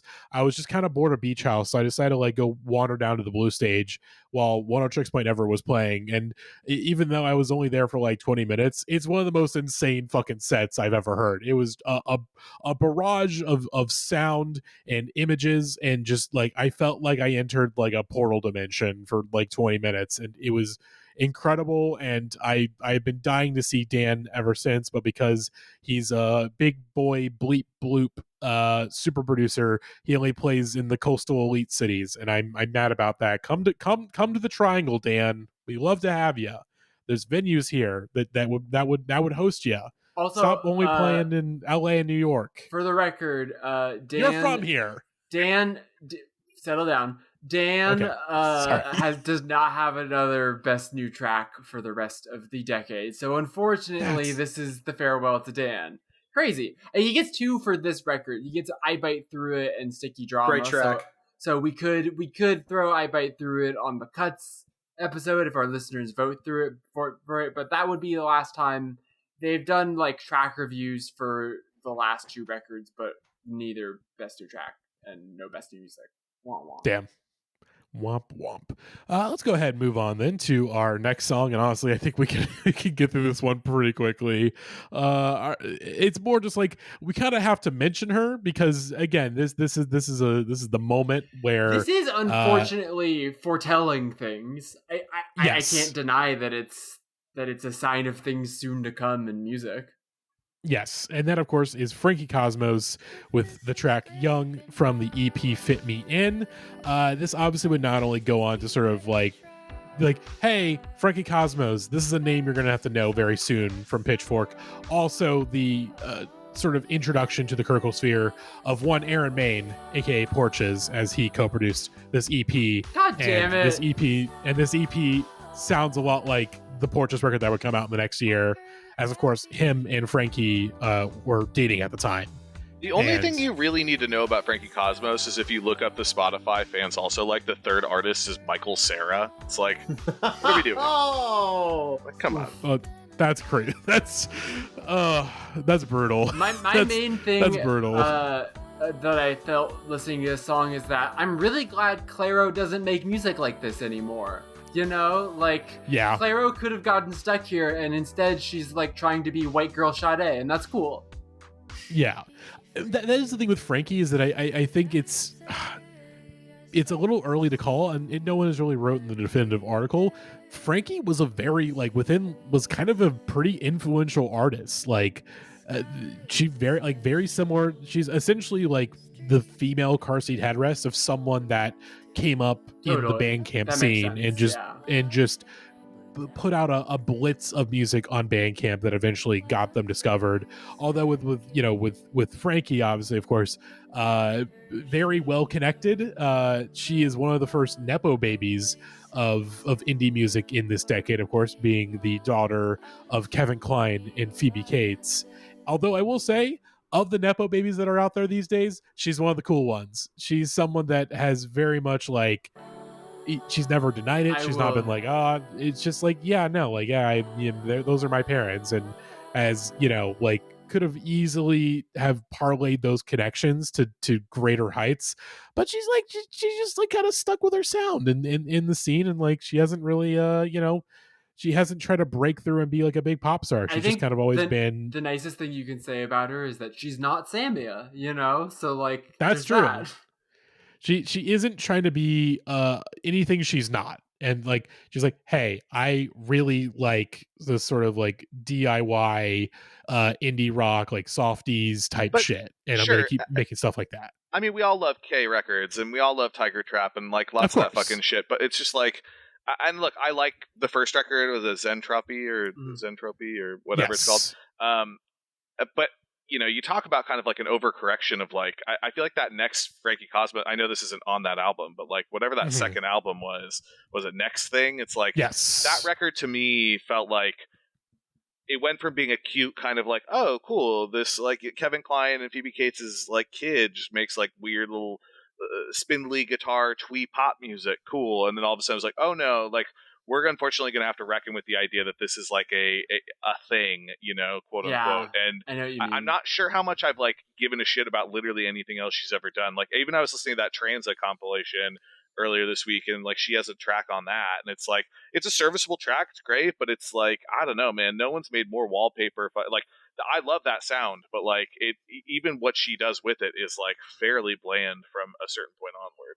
It's sort of I don't disagree. How I felt about like Marvel movies 15 years ago, where it was like, oh, this is all right, but then very shortly after, this became all of culture, and then I'm like, maybe we should have been meaner to that earlier. You know, you're like, no, the Avengers was cool. Like, think of how impressive it was to bring all those movies together, and then you're exactly. like, oh fuck, I can't believe I said that. I can't believe I thought that. What did we do? And that's kind of how I feel about some of this bedroom pop stuff, is that like I feel like it's taken us until now to fully like shake all of this out of our system, where it feels like most of the people that were doing this sort of thing have either moved on to more interesting things like Claro, or have stuck here and stagnated, or like Sydney Gish are not making music.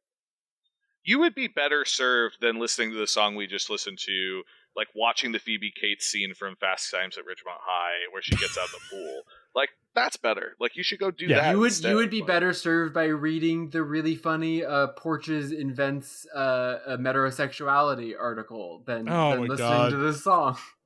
Yeah, Porches. We'll get to Porches in the next season. That's and that is of course the season where there will be an episode where I do have to defend Porches, and I do have to defend that record. You don't have to do anything, Matty. You're in control of your life. Cross to bear, friend. I don't have to do anything, but I'm gonna do it because God damn it, I'm. It's my autistic sense of justice. All right, I gotta stay true to myself, and stay true to the listeners, and share my piece. I cannot be quiet. Although I will clown on almost everything he did after that, aside from the new record, which came out this year. That's actually pretty good. It's a much better record than you would think. But let's go ahead and hear what Rose thought, because we got a much more interesting track up next. Frankie Cosmos, you know, I'm really scratching my head here. These guys got Best New Track from Pitchfork like 5 times, I think, and it's really crazy when you consider that their music sounds like this. There's the toilet. Thank you. Well, there you go. What else can you say? Of a setup payoff bit right there. That was real good. But I mentioned in the I'm not did I didn't mention this, I don't think, on the pod. I mentioned this in the pre-recording chat. My last listen to this playlist was while I was taking a little quick power nap before we started recording, and I slept through this song. I didn't remember a single thing, and then I came to, because you kind of have to come to when this song comes on, and that is WTF, Where They From Missy Elliott featuring Pharrell Williams. And I'm so happy we're talking about this song. This song is so fucking good. It's awesome. We've said a couple of times, we've been tracking this.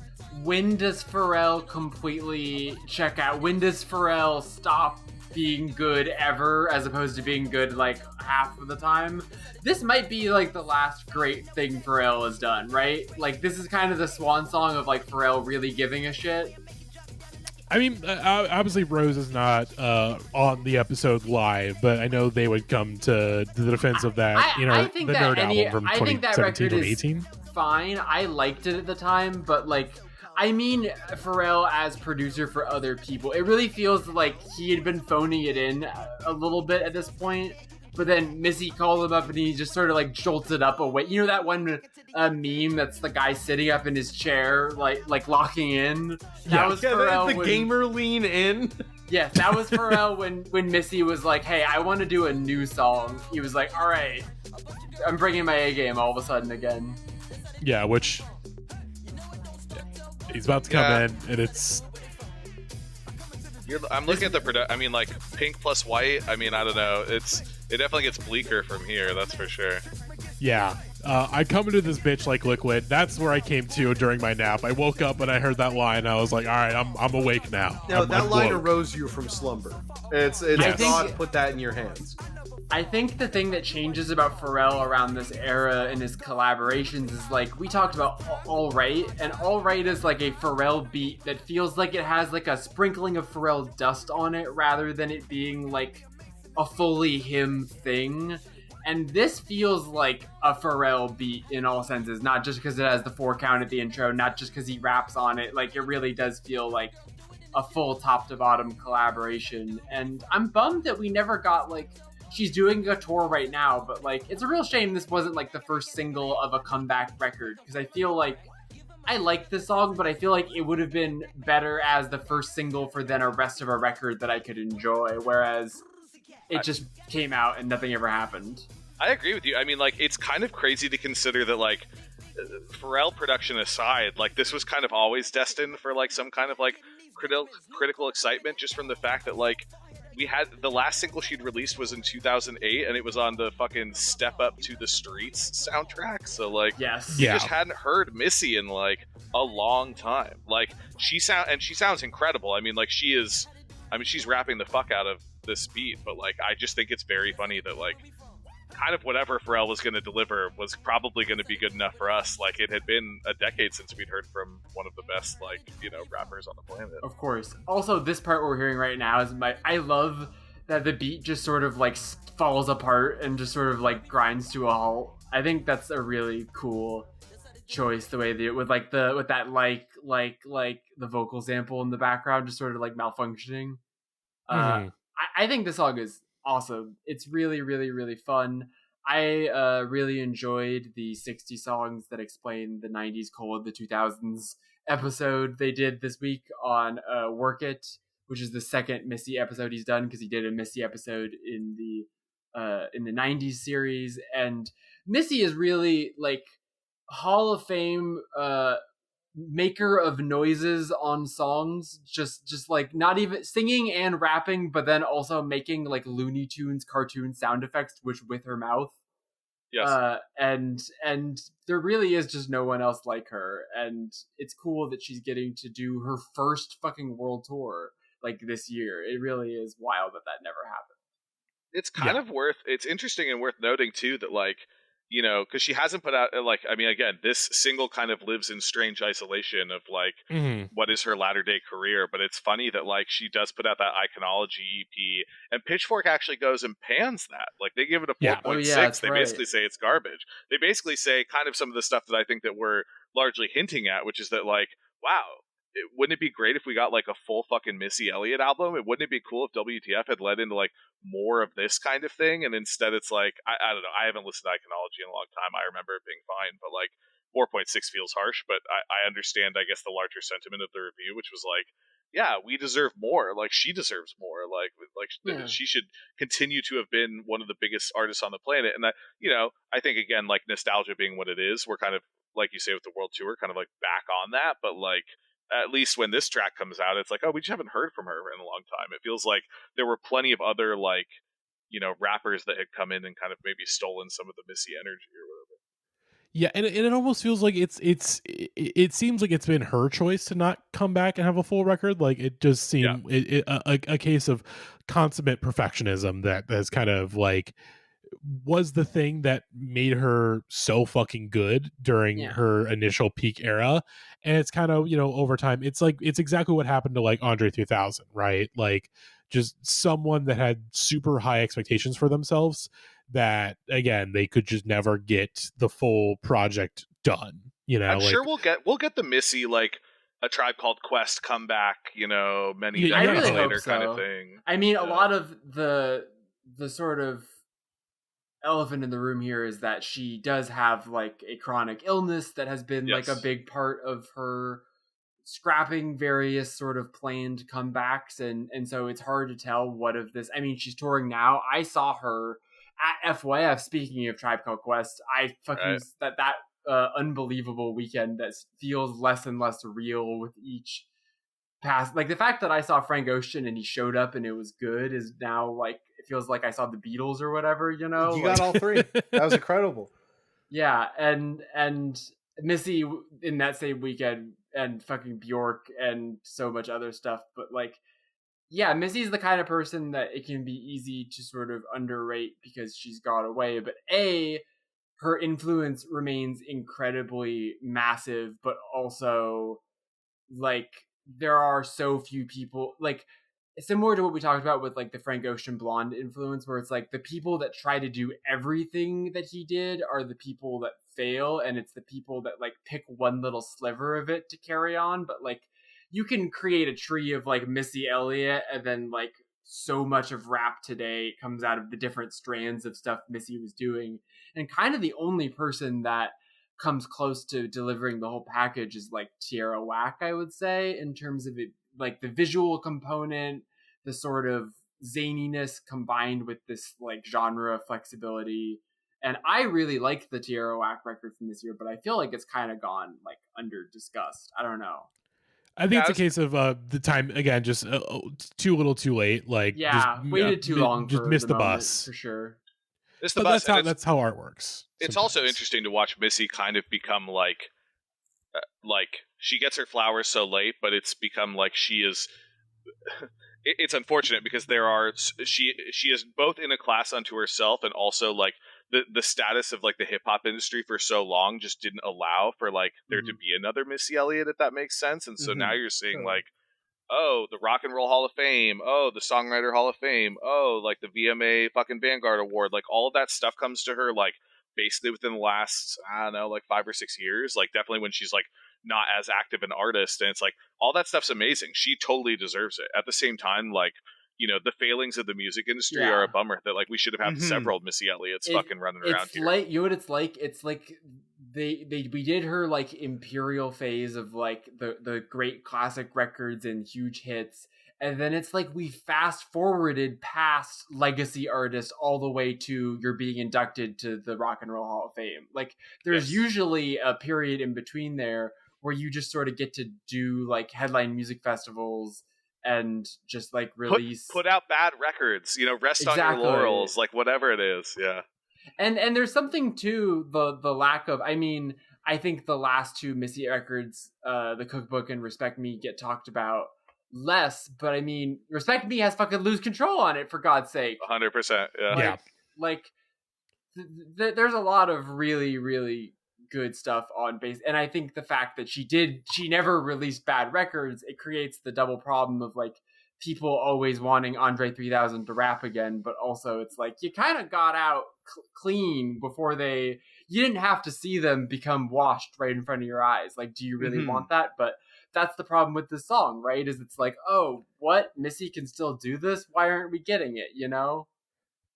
Yeah. God, just what an incredible fucking track. And again, I do hope, with the tour especially, like, hey, like, hopefully that is the boost that's needed to maybe finally get the comeback record proper. But let's hear what Rose thought of this track.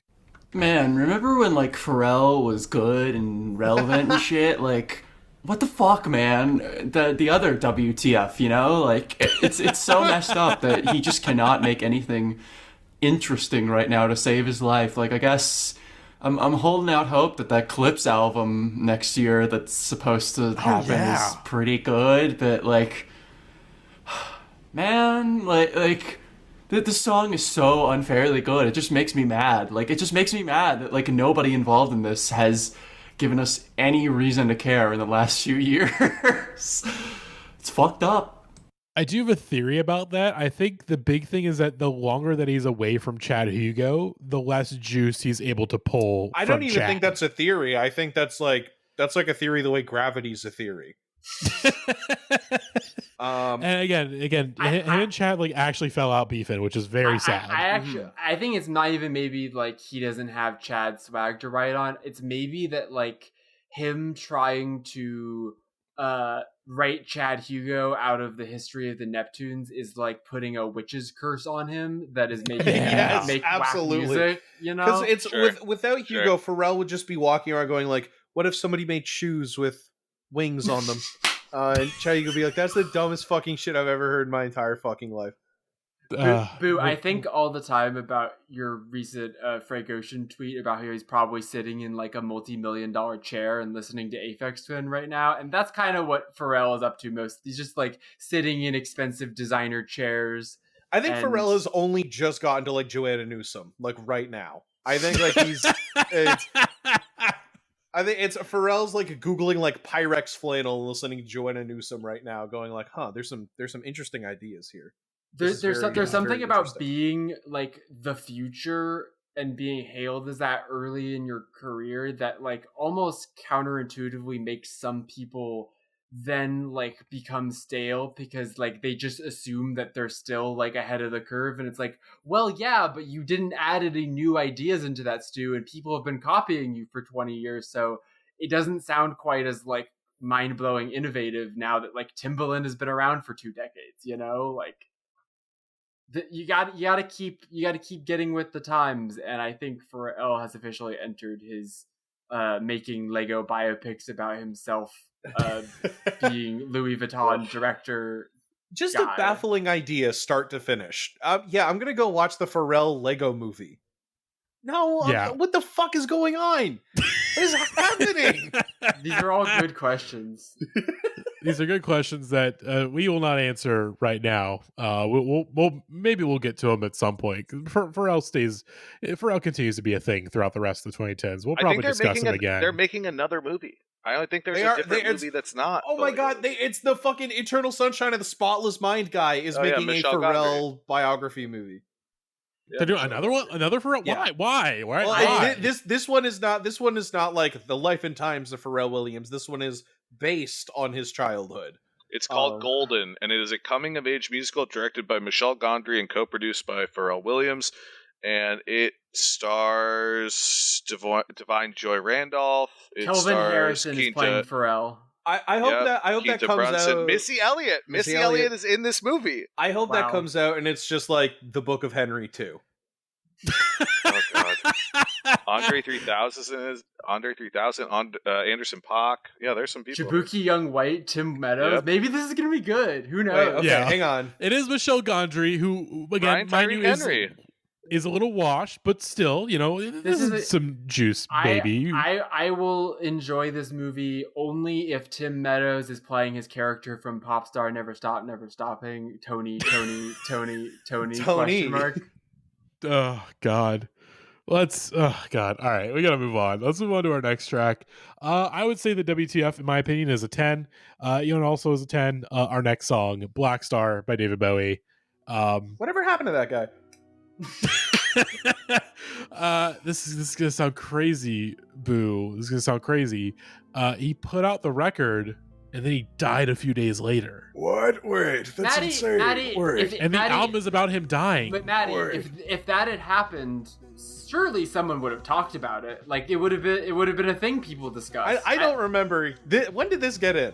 I don't remember hearing about this at all. So a fun fact.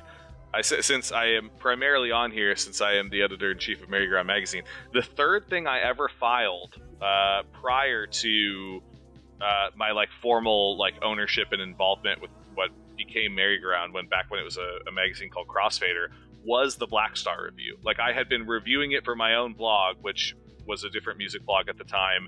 And I was like, I started writing it like on the Friday. The record dropped on the Friday. I had all sorts of notes. I listened to it a bunch of times. I like wrote about it on the Saturday. Like I had all sorts of stuff. And then he died on the Sunday, and I like stayed up late writing the review and gave it to Crossfader at that time. And they published it on like whatever the Tuesday or whatever. And it's kind of funny that like to me that's like the first thing I ever really wrote for the site. Like the other pieces I had filed were really just like them kind of like reposting stuff from my music blog or whatever. This was the first thing I was like, here, I'll hand it to you. And so it's kind of funny that like here I am talking about it on a podcast like a billion years later when really it was the first thing I wrote for the site that I now like own.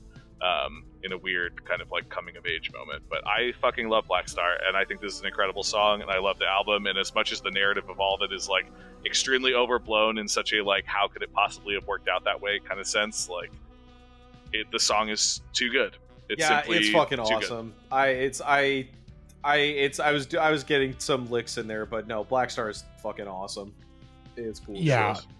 because again, I was at this point, we are firmly, 2015 in general, I'm firmly locked in, but like I'm especially locked in. Like this song comes out, it blows up indie heads, it blows my fucking mind, because I think I was already entering my Bowie phase at this point. Like I was starting to get into his classic records, and this comes out like at a perfect time. Like, oh, I'm already getting into David Bowie, and then like this comes, I have a new David Bowie record to look forward to, and it sounds like this. Like, what the fuck? A thing that I appreciate a lot is that like, and I think that this has kind of come out more in the years afterwards, was that like he thought that the next day was more going to be like, the kind of like, oh, if I die, this is the last kind of like will and testament record of like my legacy or whatever. And like I think the next day is fine. I think Black Star is like an exclamation point. Like it's like a fucking like, this is the capper. Like this is like holy shit. Like no one will ever do it this way again. Like it was amazing. And like the next day is good. And I think listening to it in that context is interesting. But like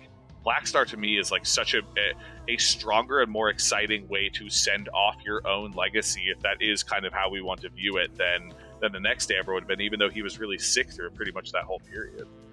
Yeah, because I think funny enough, like the next day was very much like fully intended to be like, hey, this is a David Bowie album, and then Black Star was just kind of an offshoot of the Broadway musical that he was doing at the time. Yeah. Let me remember what the name of the musical was. Okay, yeah, Bowie's off-Broadway musical of the same name, Lazarus. So he was doing Lazarus at the time. And most of this music either ends up in Lazarus or was intended for Lazarus, but obviously like just he's like, hey, I'm just inspired, like, hey, let's go ahead and do this and do it my own record, and then brings in a bunch of like obscure jazz musicians in New York in secret to work on this record that as I think at that point he had already been diagnosed with cancer, he was already suffering from it. He basically knew like, hey, this is probably the last one, so let me be very straightforward about it. Because again, CJ, of course, you and I would hope everybody on this call, we probably heard Black Star before he died. Like we got to have this record for like a very brief amount of time, the shortest amount. Like days, so short. Yeah. Whereas like, hey, this is just a great David Bowie record. This is just like a great late period Bowie record that a lot of artists of his generation just like very, very rare. It's kind of like very rare if you even got like a passable record, let alone like a good, if not great, record. And this song was just when you listen to Bandsplain, as I do often, you just get so used to the arc of like them spending 7 hours on 3 albums and then yada-yadaing like 6 albums at the end of their career. It's like, and then they put out this, and it's like, okay. Like, that is the arc of so many bands' careers, and to not only not beef your like late career legacy record, but to have it be this is pretty fucking wild. I would like to... I don't even know if I believe this, but are we sure this is like great? It's good. I'm not gonna say are we sure it's good. Are we sure this is like I've always, maybe it's just I'm just not as much of a Bowie person. Like I was revisiting this today and having a real soul searching with myself of like, did I try to like this record to seem cool as a 19-year-old, or did I really like this record at the time? Because I appreciate it, and I think other songs in the record I like more. I think the closer, I Can't Give Everything Away, is really fucking devastating, and I think the song Lazarus is really, really, really good, but I think there are a few things here, right? Like, the reason we're talking about this is fundamentally that, like, Black Star, the song, is the best new track. Like, whether or not this is a song that I would, like, go back to as, like, a Bowie fan, outside of the context of the album, probably not. Was it a thing that had a crazy music, like, cinematic music video that was, like, this, like, holy shit, like, even at this age, like, he can still surprise and shock. And remember, a lot of the narrative around this record at that time, too, was, like, oh, he'd heard To Pimp a Butterfly. Oh, he'd heard Black Messiah. Oh, he heard like, Death Grips. He heard Death Grips. Boards of Canada, and like all sorts of shit where you're like, oh, okay, like, and whatever. And of course, the Pitchfork of it all, like, loves to contextualize it, like, wow, like, old guy listening to like all these like weird things, throws influence into pot, makes Black Star or whatever. Yeah. But I do think that like the song is incredible, especially in the context of the album. I mean, is it something that I would go back to as often? No. And do I think that the Heathen influence on like this song and a couple of the other ones is like pretty clear? That like record he made in the early 2000s, like it just kind of sounds like he kind of like quirked up and sold up his like industrial influences, which I think are cool. But I don't know, like for a big 9-minute like centerpiece of your record, I think it's sick. I don't know. It is sick. I I went on a cycle with this of like, when it first came on, I was like, oh yeah, I remember, this is Black Star. And then it went to some places that I completely forgot. And I think it kind of lost me somewhere in like the back half where it just sort of drifts off and then eventually worms its way back to where like kind of where the song started out. I don't know.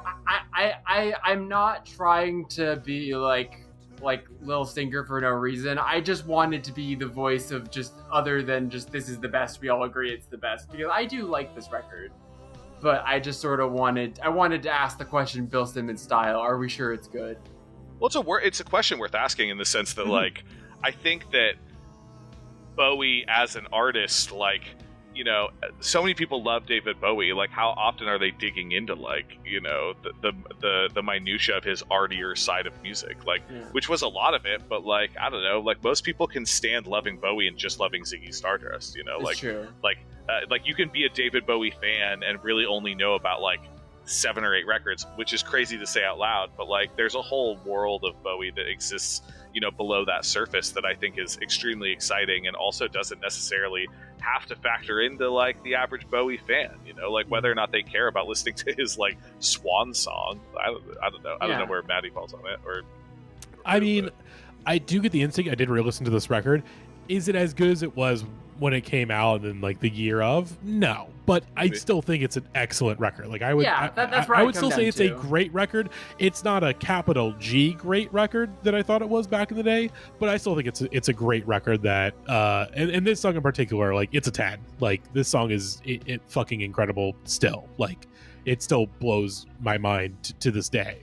That the fact that it is a nearly 10-minute long song like keeps my attention the entire time. It is able to sort of like circle back around on itself and build upon its ideas and draw them out in really interesting ways.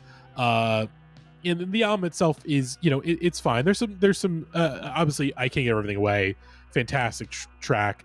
I really like Sue in a Season of Crime. 'Tis a Pity She Was a Whore is fucking awesome. I think this is a great record. I have very little issues with it.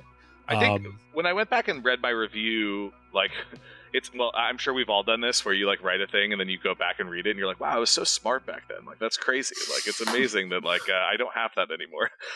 But I reference, you know, whether or not we love or hate him, you just reference Sue, but like I referenced that James Murphy moment in the documentary, the now irrelevant documentary, where he talks about like he says like it's like when you think about rock stars and think about like David Bowie, he's from fucking Mars in my mind. He was from outer space. He's not a person. This isn't a person who would like wake up and whose foot would hurt because he kicked a couch the night before.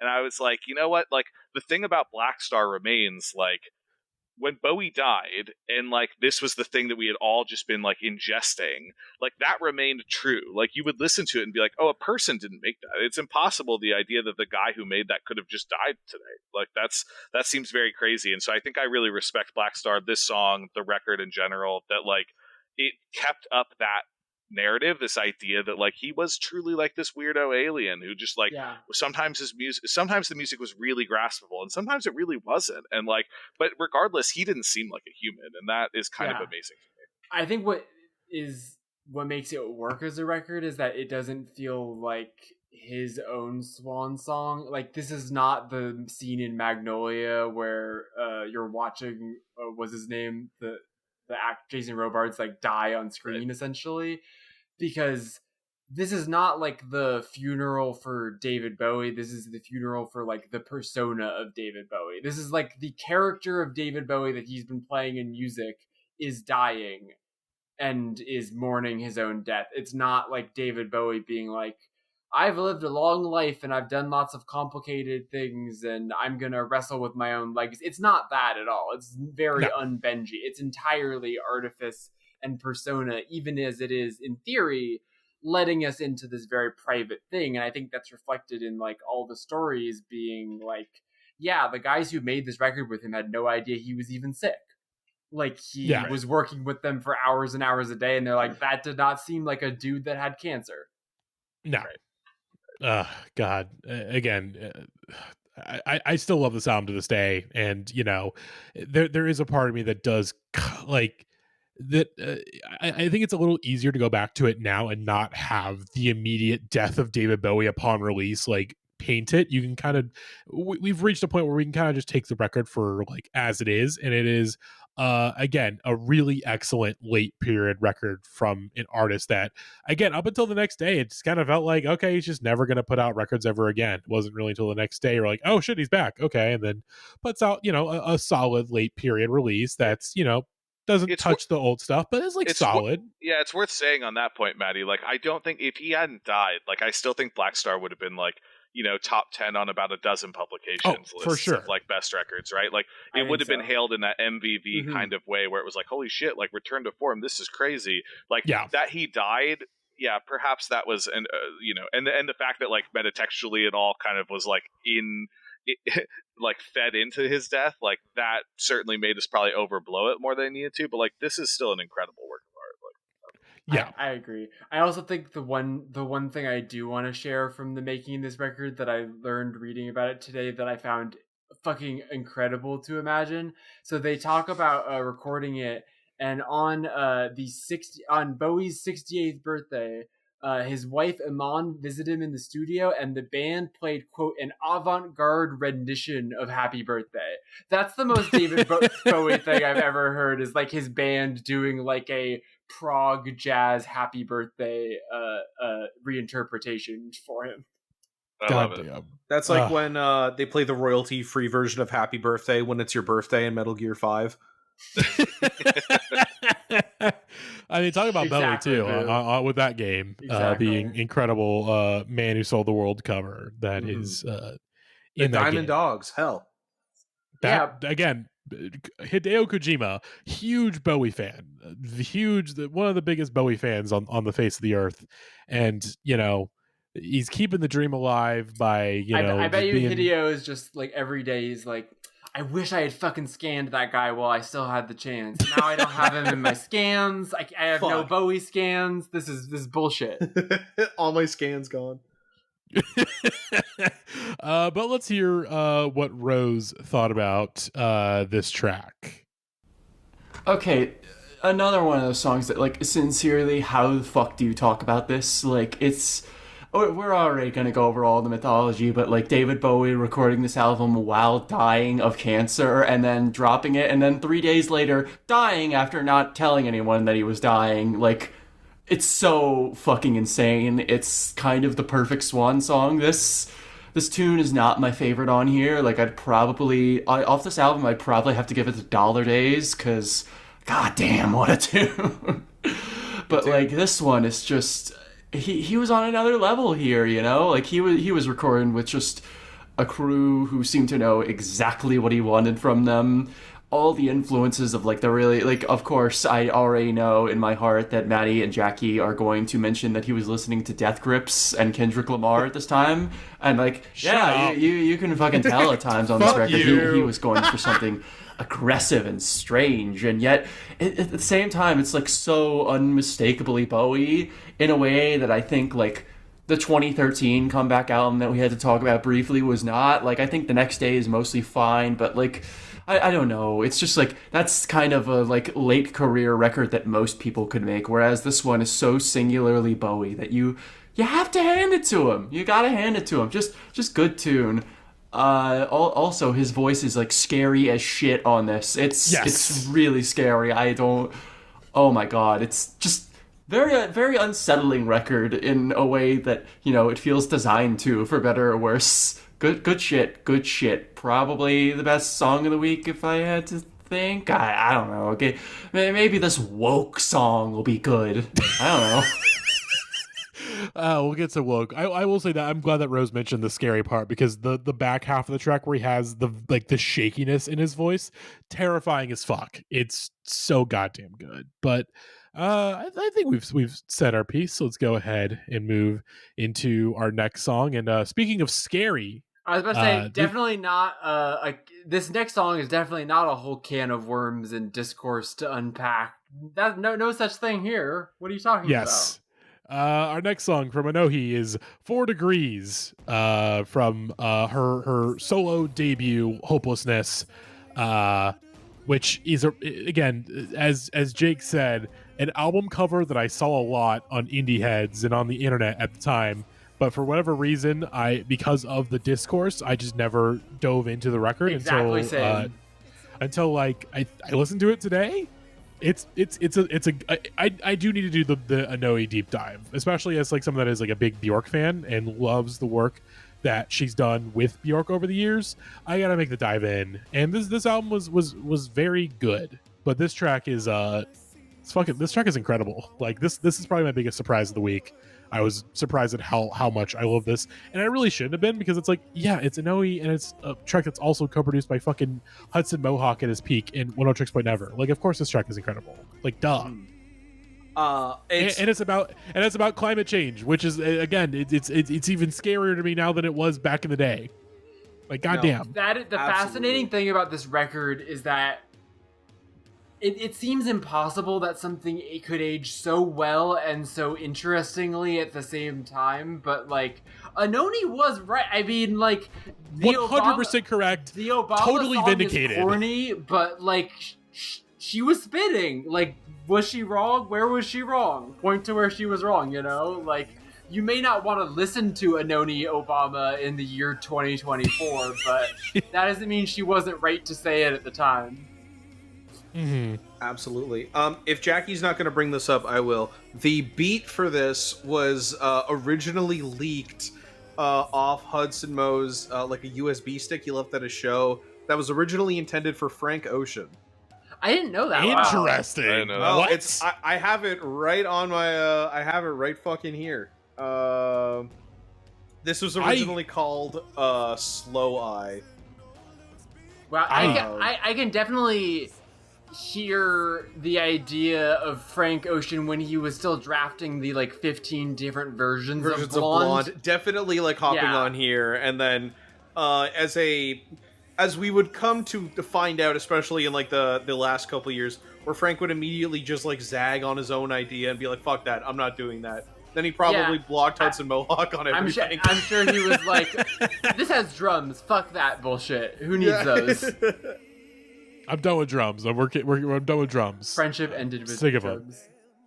I even then, like, I cannot imagine Frank Ocean on this song, or even like on elements of this song. It just does not sound anything like him, like, at all. There's nothing on Channel Orange, nothing on Nostalgia Ultra, nothing on Blonde, nothing on any of the singles where I'm like, yeah, I could hear Frank kind of figure out a way around this. Like, maybe some of the string sections, but those drums and the synths, you'd have to strip like several layers out of it. But I can hear the vision, especially like comparing this to Hudmo's other, like, he does a song with Jackie's ANOHNI. like, I see a path. I see a path. I see how it could have worked. I'm glad it ended up with ANOHNI though. I'm similar to you. I would be, if I was in the alternate universe where this was a song off Blonde and then I heard this one, I'd be furious. I would be profoundly This is for sure angry. the best song on the record, and I think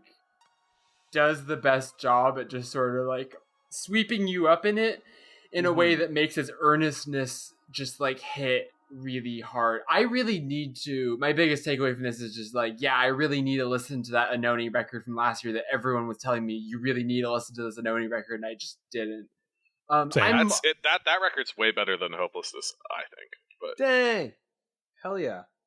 I definitely will check that out for sure. There is something a little not dated about this, but just feels very, it's glitzy in a very mid 2010s way. Like ANOHNI shows up on the Hudmo album Lanterns, and I love that record and I like ANOHNI's contribution to it, but I also feel like it is in that sort of zone of production that feels very mid 2010s Hudmo, as opposed to like future evolved new Hudmo that we have now, you know?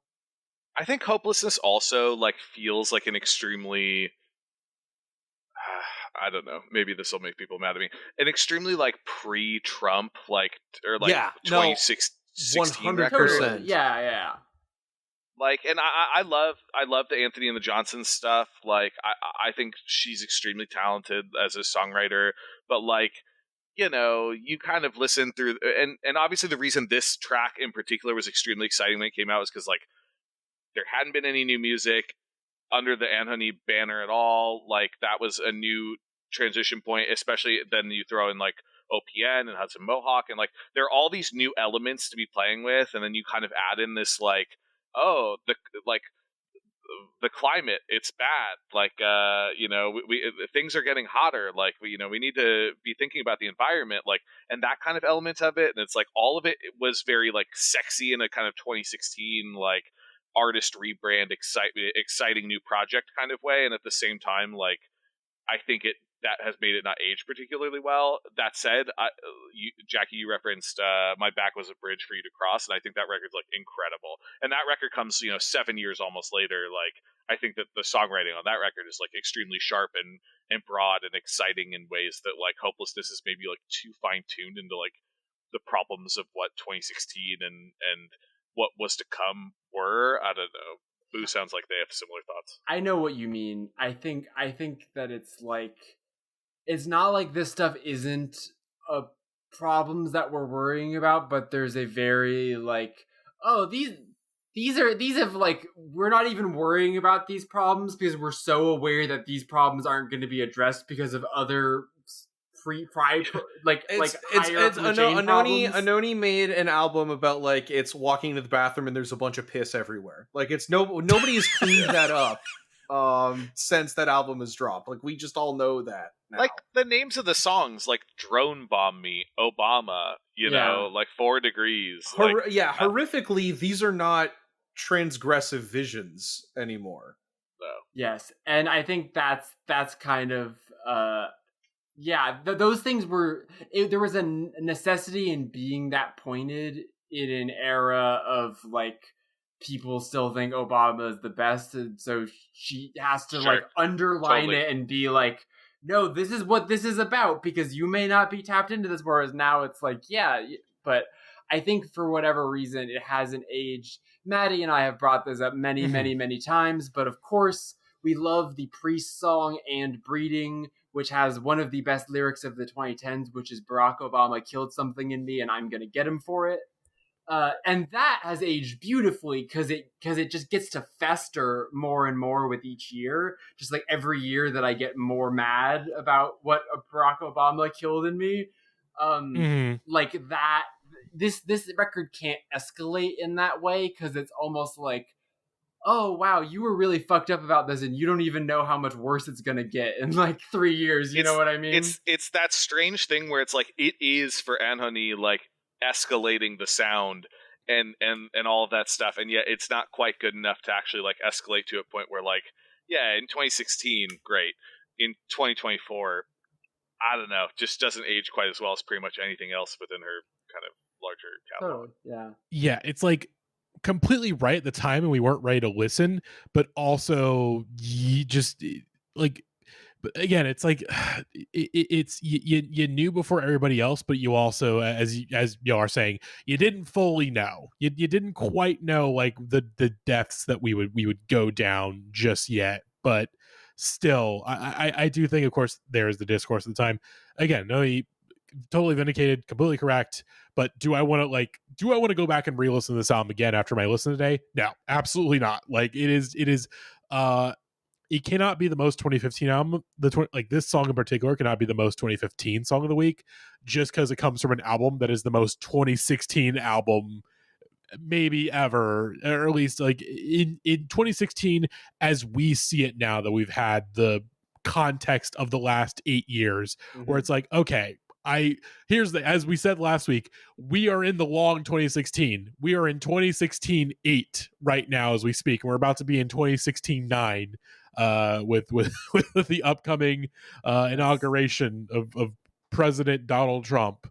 So, you know, it's this record is starkly still relevant, but also like it's 2016 version 1.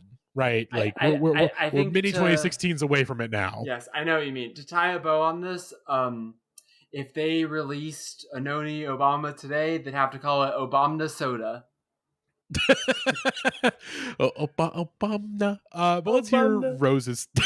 let's hear Rose's thoughts on this track. ANOHNI, I so love her. I really come around to her. At the time, I did not get her very arch kind of despair that Hopelessness really has as a record, and I especially could not appreciate the rich electronic textures on there. But even then, like, oh my god, that work gets completely creamed next to like all the ANOHNI and the Johnsons records, like all that stuff. Her work with Hercules and Love Affair, just like leagues better than Hopelessness. And that's not an insult to that one. Like it's still pretty good, you know. Like not everybody is going to make a 6 out of 10 electronic record quite as artfully as she will, but like what can you say? An insert clip of the song Obama here. I don't know. Fucking hey, listen, I've got a live audio recording of what's gonna happen to the planet if we don't do something about this global warming shit that ANOHNI keeps talking about. Just listen to this shit. She watched the toilet. She watched the toilet. Thank you. I have to assume it's like a couple of transmissions ago when Rose said that she was tired of flushing the toilet. Yeah. Did that come last, or did she just like relent and then just start flushing the toilet a bunch again? I think it's the first of the two, but it could be. Yeah, these are recorded out of order. And, I'm glad that it's playing again. These Rose transmissions. It's kind of the Pulp Fiction of podcast transmissions. Is it past, Matty? It's like poetry. It rhymes. Or is it past? Yeah. Also, glad that Hercules and Love Affair was shouted out, because that's still probably my favorite ANOHNI related thing. Is those 5 songs on that record are just so good, goated. But let's talk about some stuff that is more explicitly my business. This is Jackie's Cook Corner. Yeah. One of my favorite bands. Although them becoming one of my favorite bands was a slow burn, because I liked this record a lot at the time. I know people that still go to bat as saying like, this is the best DIIV record, this is where they peaked. I think they've gotten so much better since they released this record, and I revisited this whole record today. I did an entire DIIV sort of refresh this week, partly because I've been listening to the new Would you record. say you did a deep dive? I was going to make that joke, yes. Sorry. It's okay. It's okay. But I've been listening to Frog in Boiling Water a lot, in part because I'm trying to think about my end of year list, and I liked it a lot and I wanted to revisit it, but also I just kind of wanted to make sure that my DIIV opinions were what they were. And yeah, I like this record a lot. This is one of the biggest they picked the wrong ones we've done this series. I know this is the most popular song on the record, but I think that this song gives you a complete misunderstanding of what makes DIIV good. You know what I mean? Like, what song would you have picked, out of curiosity? So my song is the one right after this, Bent Roy's song, which is much more like comatose, like dream pop, like not quite shoegaze, but just way more like vibey. Whereas I think on this record you can hear a lot of like the Beach Fossils-y real estate kind of jangle, and I think that it's not that they stopped doing that after this, but like there's something about the production of this one that just feels very 2016. And there's parts of this record where I like the kind of fuzzy distance, but I just think they're newer material. And even the live record that they did 2 years ago, where they play a ton of Ocean material and a couple songs from this record along with some covers, and like that live record sounds better than this studio record, like by a lot. And so while I think this record has a lot of really cool stuff, it's kind of like their Wowie Zowie, and that it's them just sort of like sprawling out over an hour and doing a bunch of different stuff. I think it's a little bit of a mixed bag for that reason. Like, I really like Dopamine's another good song. I love Dopamine. Yeah, I like Out of Mind. I like the Sky Ferreira song. There's a lot of good Which stuff. also on here. Dopamine, we did pick this over Dopamine for the record because Okay. Dopamine also got best new track, but I think we ended up going with this one. To your larger point, Jackie, I think that like Under the Sun to me is like the most connective tissue to Ocean on this record. That makes sense. Like, so, you know, so like I think I understand the best new track pick and whatever to that extent, where it's like, oh, it is the bridge between like the thing, and I love Ocean. It is probably my favorite of the records. I mean, I think Deceiver is like probably under talked about in some ways. And I do like the new record a lot. I don't think that they have a bad record, I guess, but it's the one I go back to the most. At that same time, like the kind of like bridge I think is Under the Sun, where you're like, oh, cool, you like the kind of driving, you know, dream pop sound, that thing that has a lot of like urgency in the rhythm section and stuff. Like Under the Sun is your song on this record in a lot of ways, and I think I get it. You know, like whether or not it's the best song on the record, I don't really think so, but I do understand it. Yeah, this just reminds me of like the crew that they were lumped in with at the time, more so than the band that they've become. And obviously part of that is just like them sort of like, it really feels like they're a different band now, not in terms of just musically, but just in terms of like where they're at, and not to get all clawingly personal like that one Pitchfork review did, you know, but like there really is just like a more like focused, like we're really trying to make like great records energy on these last two records that are crucially both a tight 44 minutes and 43 minutes respectively, whereas this record is just really them being like, all right, we've got the juice right now, I'm dating Sky Ferreira, let's just do a bunch of fun cool shit, you know? And like, yeah, they have the juice, and I think the thing that has made them last longer than your Real Estates and your Beach Fossils and whoever is because those guys did not have the songwriting chops such that when this particular indie sound faded from the consciousness, those people weren't able to adapt the way that DIIV were able to adapt. And part of that is just because they got lucky, and like the stuff that they were interested in ended up becoming the zeitgeist, and then they dropped a shoegaze record in 2019 right before everyone did that, and they were just a little ahead of the curve because they already liked My Bloody Valentine, you know? Well, yeah, I was gonna say, I mean, I'll go to bat for my guys, Beach Fossils and Real Estate. Like, I think that those bands, yeah, I think of those bands are just unfortunately like that dreamy jangle pop sound. Like, as much as they try and reinvent it, and I think they do it in interesting ways, simply, like you say, never fell into the zeitgeist in the same way that like DIIV, I think, were trying to make like bold artistic statements. I don't think like that was never really ever at any of the Project Nexus's like the point of either the bands we just mentioned, like, or a lot of other bands within that scene, you know, like DIIV, even with it, like, it's funny, like, you know, I think what you're kind of hinting at is like, is the Izar is kind of a little haphazard, like in terms of like all the ideas that are going on in it, and it very much feels like, yeah, I'm dating Sky Ferreira, what if we just do a bunch of cool shit? Great. But it's kind of more on Deceiver, where it's like all of a sudden it's like, oh no, we want to be a fucking band, and we want to like we want to make these big focused artistic statements, and like, and we're willing to kind of like reinvent ourselves in from what the original was in ways that might alienate our audience, because they could have made 5 Oceans and they would have been, you know, again, like, you know, co-headlining with Beach Fossils, and that would have been fine.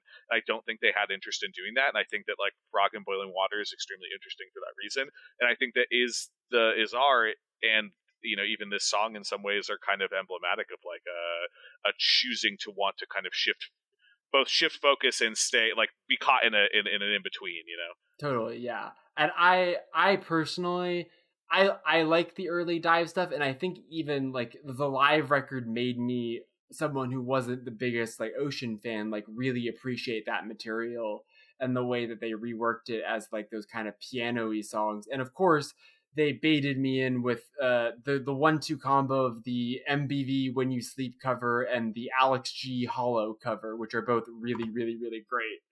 But I think this band, like the last 2 records, are my 2 favorite DIIV records. And in both cases, like, I really liked Deceiver at the time, and I've said this exact thing on many platforms, but like Deceiver is one of those albums that, like, you're like, yeah, that was pretty good, like 8 out of 10. And then every single time I go back to it since, I get a little more convinced that it's like, no, this is really good. No, this is really, really good. No, this is even better than I thought it was the last time I thought this. Like, that record just grows and grows and grows for me. And I think DIIV is a band like that in general, where I totally get if you heard this song at the time, if you maybe wrote them off as just another band trying to make streaming fodder vibes music. And it's like, no. Like, they've got, like, stick around, because there are lots of other bands trying to do that will not make songs that last as long as, like, the best songs on Deceiver do, or the best songs on their new record. Like, those are songs that are going to stick around, and I've always loved this band quite a lot. But Matty and Boo, what do y'all think about DIIV and this song in particular? If I can go first, before I listened to it yesterday, I thought DIIV was Division, those OVO guys that just got hung up on the shelf and died. Which Division? Again, they are all. I don't know. I'm not sure if they're on for this, like for 20. Oh yeah, they're all over the 2015 like I was gonna say, because the line and Too Deep were best new tracks, so I was like, okay, great, I know what to expect after we get in here. And then it's DIIV starts playing, and I'm like, am I the stupidest bitch on planet fucking Earth? Like, what the hell? But yeah, it's love DIIV, great song, awesome, no notes. Oh yeah. And then my thoughts. So, of course, right into the history of this record. You know, you don't want to go too deep into it, but obviously, like, Zachary Cole Smith at the time, very much in the throes of drug addiction. This record, in re-listening to this album today, probably for the first time, honestly, I don't think I've ever done a full listen through until today. Very good record. Definitely peters out a little bit towards the end, but overall the record has a vibe of, hey, this might be the last thing I do, so I'm just gonna get all these ideas out here. Like, apparently he wrote like 300 songs for the record, which is probably an exaggeration, but still, like, a lot of material in the making of this record. Was like, hey, this is the last one maybe, so I'm just gonna throw out everything, let's just see what happens. And then of course it's like, oh, I'm alive. Like, I survived this really horrible ordeal. Shit. Okay. I'm just gonna go ahead and make a great record now. Now that I can. Now that I actually have the hope of staying alive, like, I'm gonna go and just really hone in on these ideas and really make them the best they can be. Where, like, this record in particular, the guitar tones, obviously on this song in particular, but the entire record, the tones are so good, and it's so rewarding to listen to the next record and say, oh shit, he turned those tones into great songs. Like, exactly. Yeah. Hell yes. Sure.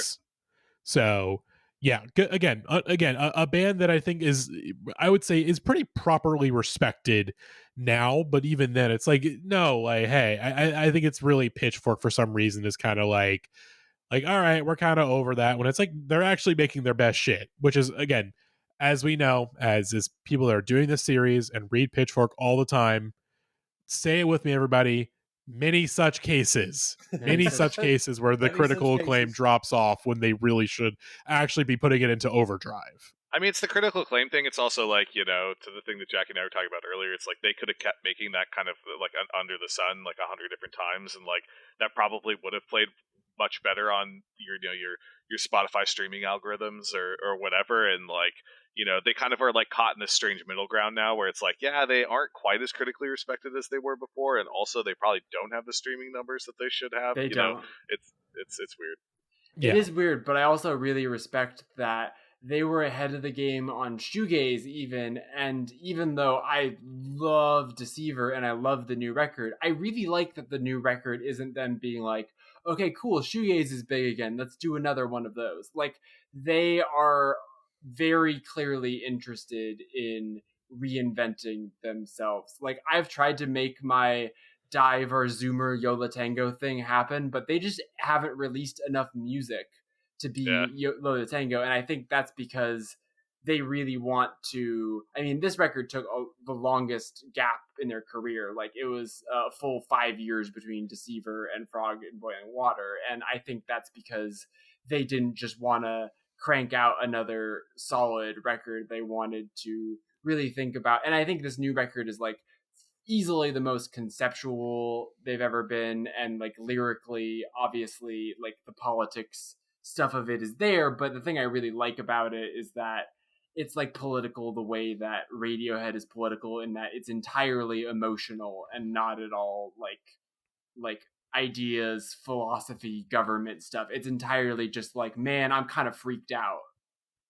And that's the better way to approach it as that kind of band, IMO.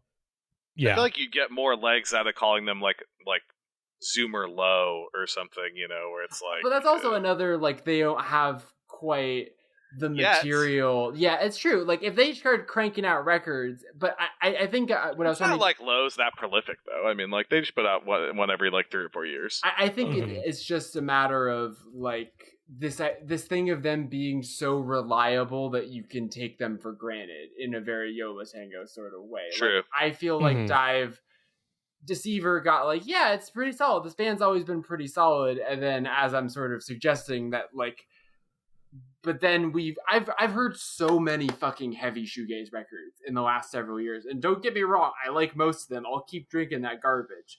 But almost none of it makes me feel the way that like Before You Were Born makes me feel, or the way that For the Guilty hits and stuff like that. Like, at their best, I think this band is just really excellent, and it makes total sense to me that like they opened for The Cure this year and stuff like that. Like, yeah. Totally. How They're about in this, that Jackie? lineage. How about this? DIIV are the first DIIV of their generation. It's true. We don't have to. I wanted to come up with something snappy to I get it. music Again, writers we to want pay a joint attention, queen. We want a joint queen slay. We want that. We love that. But sometimes DIIV are just the only DIIV. As you said that, Matty, my only instinct was like, we got a trash can, Matty. That's so corny. It's too corny. Too fucking bad. It's my podcast. Too corny. We actually too corny. We can use that as we'll play Rose's transmission, but we can use that as a transition, because this next project, in many ways, a super group is sort of like a joint queens maximizing their slay, and that's what we'll be talking about next. That's great, Jackie. But first, let's hear listeners. First, we need to hear Rose say something mean about DIIV. I will bet so much money that that's about to happen. But let's just hear it.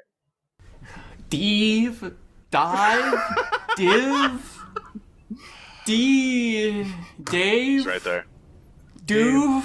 I'm pretty sure it's Dave. DIIV, Divulus, Divington. This waveform is insane. Durf, Diff. Did Bo Diddley? I don't. What? You think you're so Who fucking fucking funny, cares? Rose? Bo Diddley. Doof. Steve. I love the idea of Rose doing this on like a space station or whatever, and just sending these to NASA. No. Hang on. Steve. Div. Don't. That's the word I'm looking for. Don't do this. Don't do this shit. This is horrible. This is boring as hell. This sounds like GTA 5. Thank you. That's me. That's a bridge too far. That's not even true. I get it. This sort of dream poppy kind of like. I get that's a bridge too far. That's a bridge too. Rose, you've taken it too far. This is fundamentally not Rose music. I take no offense at that. Mm-hmm. I deserve to get razzed after gushing about that for a while. But let's talk about. Hang on, she said Bo Diddley. We need to explore that. I'm holding space with Bo Diddley right now. That's coming in from Ian. That's definitely coming in from living with Ian. Ian loves those old blues guys so much. We talked about a bunch of them on Horny the Origins, which is still one of my absolute favorite episodes. That is probably borderline unlistenable to a lot of people. She didn't even go Bo Diddley though. You know, like so close. Yeah, but again, I think could we have picked a worse time to talk about a band called Woke? Could we have picked a worse time? I mean, this is the most complicated case we've had yet. Of if this band was around today, they would have to. Because in some senses, they could just still call it woke, you know? Here's the thing, Jackie. If they were around today, you'd have to call them broke. Because if you go woke, you go broke. So let's listen to the Lavishments of Light Looking by Woke and George Clinton. And which, Woke, of course, yes, listeners, if you're not familiar, Woke was the single release, one single supergroup of Thundercat, Flying Lotus, and Shabazz Palaces. Yes. And this song is pretty incredible because featuring last George week Clinton also, which is funny because Yes. it's like they created a supergroup for one song, but also George Clinton isn't part of the supergroup. He's just featured with the supergroup that isn't actually a group. Yes. I want to say, so last week we talked about the longest song ever, Diamonds Dancing by Drake and Future. And this song has that beat. This feels like the longest song ever. I like this a lot. That's not necessarily a bad thing. That is a value neutral statement of this song. It's 4.5 minutes, and it feels at least twice, if not 3 times, as long as that. Again, value neutral statement. I get what you mean. It has a lot of like evolution. It really feels like. The thing is that you're again. I didn't know who all was in Woke, but now it's like okay, so like of course you get like Flying Lotus, Thundercat, and Shabazz Palaces in the same studio. You mix all those stews together. Like, yeah, you hear all of those very similar visions. Like, you're like, okay, like all these guys were swirling and kind of making very similar music at the time, but you absolutely see the conflicts of like, oh, here are the differences between all 3 of these guys. Oh yeah, and all 3 of their career paths would go down. Like a Voltron. Like there's definitely, but I guess what I like about it, and the actual track review kind of gets into this, is it's like, it kind of does feel like a sweet, just sort of taking you through like entire decades of sort of Afro-futurist psychedelic music. It's like connecting the dots in real time from George Clinton to Flying Lotus beat scene music to Thundercat bass lines. Like, it's all existing on the same continuum within this song, which I think is cool.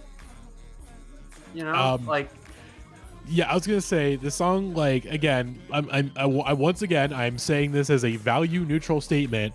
It's kind of like the scene in Color Out of Space when the mom and the kid kind of fuse together. You know, they becomes this like fucked up creature. I just like stopped thinking about that, Matty. You put that in my fucking head again.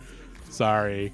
But it sounds like that, but like in a mostly positive way. You know, it's this fucked up, or like in the Thing when the creature that they find in when Thundercat's head comes off after his stomach like chops up Wilford Brimley's arms and it runs around. Yeah. Well, no, I was thinking. Well, of course, they expand on this in the prequel where it's the guy that has the 2 heads that fuse together. If you remember that in the Thing. Yeah. This song is like it's low key giving body horror. If you can't tell from all my statements so far, it's low key giving body horror. That makes me more intrigued of this song, you describing it that way. I'll say 2 things. One, last time I was on this podcast, you guys made me talk about Shabazz Palaces, an artist I literally can't care less about. I genuinely think has made some truly like unlistenable music. But I will also say, I think we were talking about before the podcast that this was like a part of the like Adult Swim Spotify, or not Adult Swim, like singles series. And I think that is like interesting to me, not necessarily from like the track's perspective, but especially from like Pitchfork's perspective of like making it, because this was a part of the Brain Feeder 10 comp, right? Is that why they were? So no, this got thrown on to the Brain Feeder 10 comp like 3. So it happens 4 after years this. Okay. after? Yeah.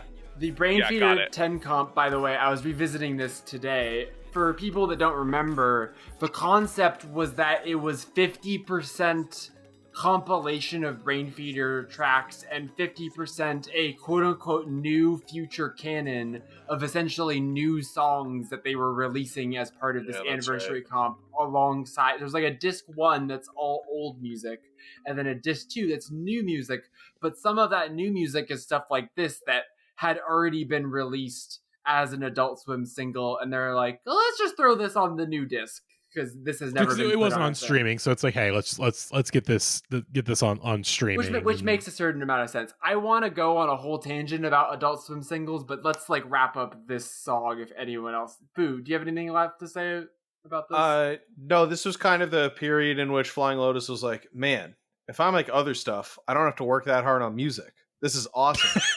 This is right before that really happens. This is right. It's Kuso. Well, was like getting geared up. Yeah. Like when has that gotten a release at all? It came out like 7 years ago. I know, but like it's like I know that was like is that on VOD anywhere? Can anybody watch that? Probably. It's on Shudder. I want to say it's on Shudder. Nobody's watched it then. Okay.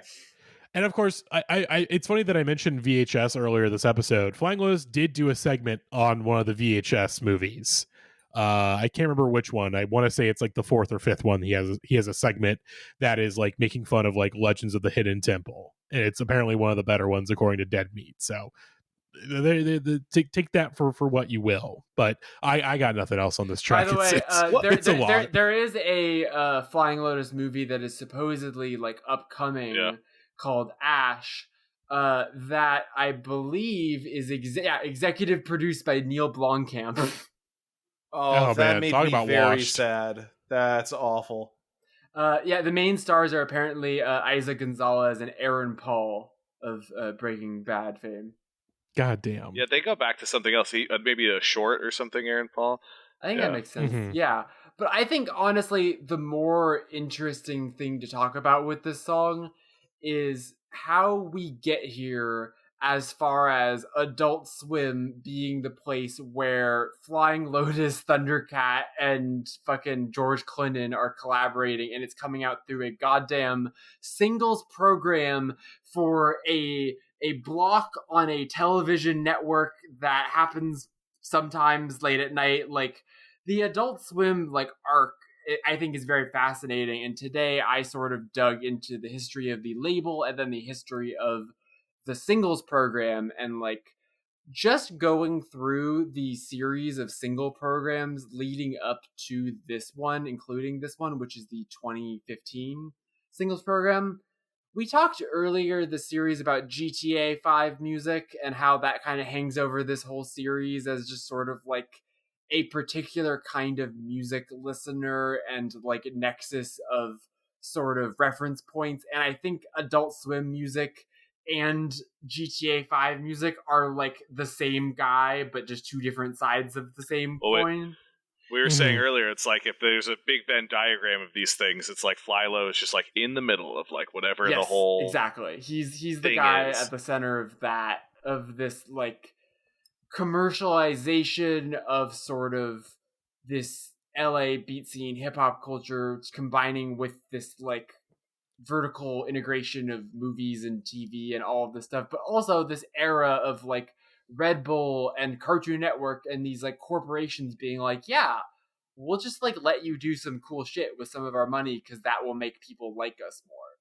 And we need to return to the V to Red Bull music. I've made this joke a bunch of times, but if our choices are between Raytheon and Red Bull, like let's go with Red Bull. Like that's fine as far as like ethical compromise goes, you know? Sure. But real quickly, I just want to do this as a guy remembering episode. I would like to list for you the artists who contribute to the first handful of Adult Swim singles programs leading up to this one, because I think it's fascinating that like every once in a while, I think we talked about the Captain Murphy song a couple of episodes ago, and that's the first time, but there's like a mix of songs like that are like really important that just happen to come out as Adult Swim singles, and then half of the other Adult Swim singles are just like, yeah, sure, you can have this. I wasn't doing anything with it, you know? Like, half of the other Adult Swim single songs are Squad Out by Skrillex featuring Jaws and Fat Man Scoop.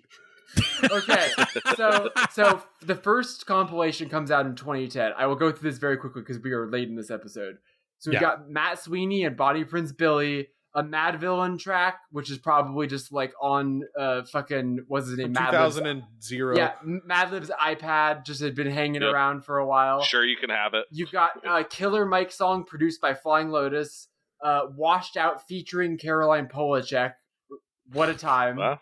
Black Lips, High on Fire, a Holy Ghost remix of LCD Sound System Drunk Girls, Cult's Oh My God, and a Freddie Gibbs song.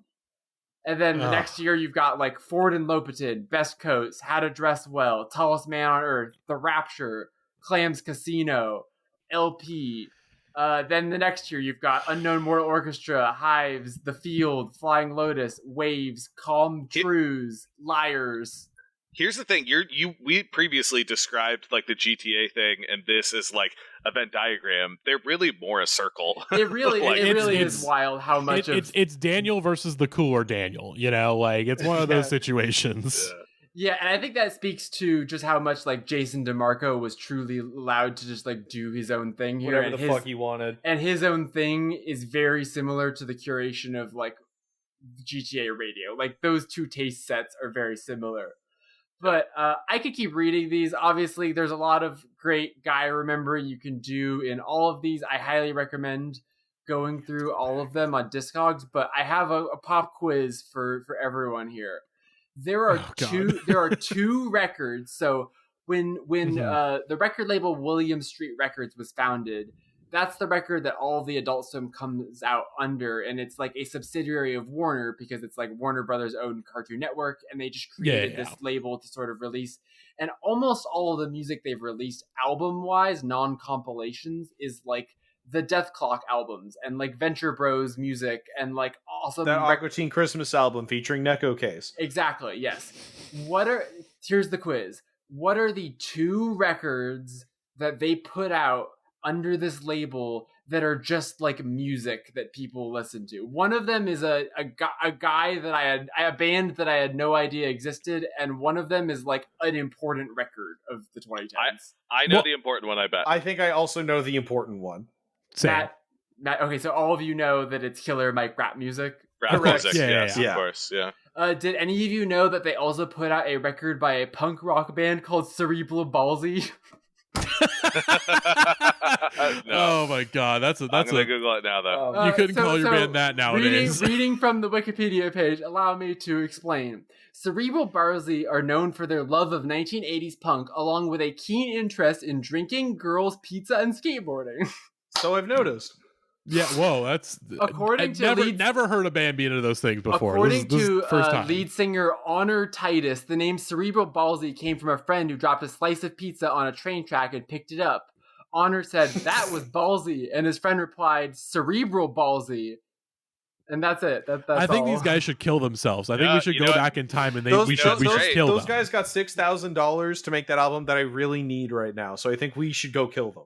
Yeah. Oh, don't worry. Their second record comes out on Julian Casablancas' label. Yes. Oh, okay. More reason to kill them. More reason to go back in time and kill them. It's really quick, just before talking about Adult Swim singles in any way, really just falls off the planet. Adult Swim singles program 2015, same one from Woke. This was also the first place where you could hear Shadow by the Chromatics. Oh, wow, yeah, shit. That's right. Yeah. That was where it came out first. Track 14. I remember like listening to it on the single at 17. I was like, wow, this is awesome. And it fucking plays in Twin Peaks. And I'm like, wait, you got do. I do think that 15, just real quickly to run through this one, is kind of the craziest of all of them in terms of the curation of it. Just like a lot of it is like the lanes we've been discussing previously, but you've got Cherry Glazer, Kitty Pride, Owen Pallett, Young Insane. Lean, Swerve Driver, Peaches, Thou, Danny Brown and Clams Casino, Shabazz Palaces. Here's the craziest one: Sia Bounce remix featuring Big Frida. That's crazy. What the fuck? That's amazing. Skrillex and Jaws featuring Fat Man Scoop. You've got a Slayer song on here. You've got a Doomstark song on here. I think just the Doomstark song, right? The singular did they ever drop any? I don't think they ever did a full record. The singular. Remind me. I know it's MF. Who is it with MF Doom? Ghostface. Oh, okay, yeah. That isn't good. Good as in hood. And then, wasn't Doom on the Ghostface Kill Bad Not Good record? It's not the only one. Doom showed up on that record, yes, but And then you've got like a couple of other I don't know who these people are, but like just like that Slayer and like a Sia Bounce remix and a Young Lean song and Thou were all on the same compilation as like We Used to Be a Proper Country, you know? Yeah, we really have to go back. We need to go back. Definitely the most expansive of like whatever they were trying to do. Mm-hmm. Yeah, especially compared to the one thing I forgot that they did is they have a lot of compilations that are like genre themed, and I it brings me no pleasure to report that there is a Garage Swim compilation album from 2013 that features like King Tuff and Black Lips and a bunch of Burger Records type bands. Yeah, I'm sure. I was gonna say, I'm sure Burger put it out on tape or something. I see Matty trying to look this up on Spotify. It's definitely not on streaming. That was a tape only release for sure. It's you can't even click on Adults. You can't even go to their 2015 singles page. Like the page just doesn't work anymore. I had to like Matty, watch this. Keep twisting, and all you're gonna get is clicks. It's like Flintstone vitamins. Yeah, David Zaslav should kill himself. That one I'm did sure work. this is part of it. This one actually worked. The way to look at it, if you want to look, is Discogs. If you go to the Adult Swim label on Discogs, you can see all of the stuff. But it's like all the singles are there, so you gotta scroll through to find everything. But. They have cool websites and shit too. Also, wait, Jackie, you must remember, Garage Swim is a garage rock compilation released by. Right, it was presented and sponsored by Dr. Pepper. The doctor approved. God damn. But before we get into our little wrap up, let's go ahead and hear Rose's thoughts on this track. You know, the most shocking thing about this fucking woke song is that this may be the last interesting thing that any of its component players were involved in other than Thundercat. Thundercat gets a pass because, like, dude's always going to be having fun and a chill time, but, like, George Clinton, when's the last time any of us gave a shit about Parliament Funkadelic? And maybe that's an unfair judgment because, like, 3/4 of the people on this call are white people, but, like, at the same time, like, we're not all breathlessly waiting for new P-Funk records to come out. I saw him in 2018 with P-Funk. Pretty good time, pretty good performance, but, like, dude, who cares about those new songs? Flying Lotus has not put out an album in a decade. Like, really, like, why do we care about him anymore if he's not going to put out new material, dog? You gotta put out some new songs for people to care. But, like, this one, pretty good for him. George Clinton, pretty good for him. Ishmael Butler, Black Up was the last time I fully gave a shit about an album. They had some pretty good songs off that record in like 2018, including one of which I'm pretty sure we're going to cover on this series. I don't think I've given a shit about a full-length record from him since Black Up. It's just like everyone involved on here is like thoroughly washed at this point, but still, this is good for them. This is solid. It's just like, why was there only one song during this session? You know, what happened to the rest? Were we not going to make more? Why didn't we? We should have done that. We could have gotten something good here. It's fucked up. Yeah, okay, now I guess I gotta do the ceremonial thing of, like, picking a favorite, a least favorite, and a most 2015 ass song of the week. So let's think about that for a moment. Let's really consider. I think my favorite has gotta be, just by default, probably David Bowie Black Star. Runner up is WTF by Missy Elliott and Pharrell Williams, because those are like maybe the only two songs this week that I would like fully, without any reservations, be like, yeah, I love this. I would listen to this again. Like the rest, I'm like, either this is pretty good or no. But yeah, worst song of the week. That's a really tough call. This was a fucking brutal week for me. In case you couldn't tell by the fact that at least two of these I just sent in toilet sounds instead of actually trying. I think the worst has got to be that Frankie Cosmos song. Like, really, truly, it's one of those bands that like everybody collectively kept trying to make happen, and I will never believe for a second that any of you sincerely like this. Like, Frankie Cosmos is not a real band. Not a real band. You heard it here first, folks. Not Frankie Cosmos, not a real band. They're a government psyop sent by NASA and the DEA or whatever. Who fucking knows? Most 2015 ass song? Like, that's tough, man.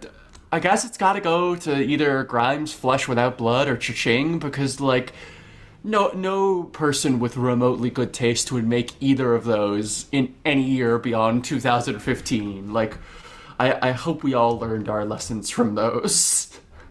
Anyway, yeah, please, bad playlist.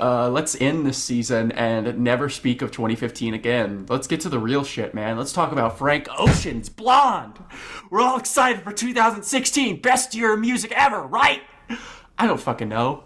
Maybe it's good. Maybe it isn't. We'll see if the retrospective of this point, when I like really actually started to care about the music in real time, holds up, or if I am just a big dummy who doesn't know shit.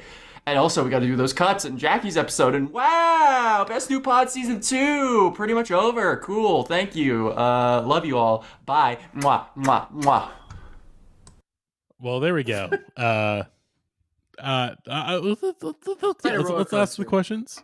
Yeah, let's ask them. Although I do want to say real quickly, just I was thinking about this. She was bringing up George Clinton. And I was like, I'm pretty sure I remember George Clinton showing up this summer this year, and I was remembering correctly because he's on the Kamasi Washington record from this year. But what I did not know is that he has a feature on a solo Eric the Architect album that came out this year. Member of Flatbush Zombies, guys who just never go away, but are just doing their own thing still. I think we got an AMA request for Eric the Architect, and I was like, wrong subreddit, guys. Unfortunately, wrong subreddit. God, he's fucking everywhere. He's cutting checks left and right. God damn. But yes, let's ask the question. We'll go to our guest first. What is the best song of the week, the worst song, and the most 2015 song of the week? CJ, I'm gonna pass it off to you. What is your answer to all those questions? Yeah, best song to me is Flesh Without Blood. I mean, we talked about it when we were, when we played it, but like the fact that like the specter of the Grimes thing continues to haunt in a way where people are continuing to chase that song. Like, I mean, look, I get it. I think Black Star's a great song, but like, to me, it's Flesh Without Blood. Like, people continue to try and recreate whatever it is whatever alchemy she has on that album. Worst song for me, Young by Frankie Cosmos. We don't have to talk about it much more. Extremely whatever. Most 2015. Oh God. I mean, Ch-Ching by Chairlift is a good pick. I think to me though, I'm going to go with 4 Degrees by ANOHNI, only because I think we talked a little bit about it as it was playing. Like, that is a song that feels like it has aged worse than maybe than others on the list to me, just for all the reasons we talked about, the kind of political earnestness of it, and just even like the reason it's on the list in general. I think that would be what I'd pick, but it's tight.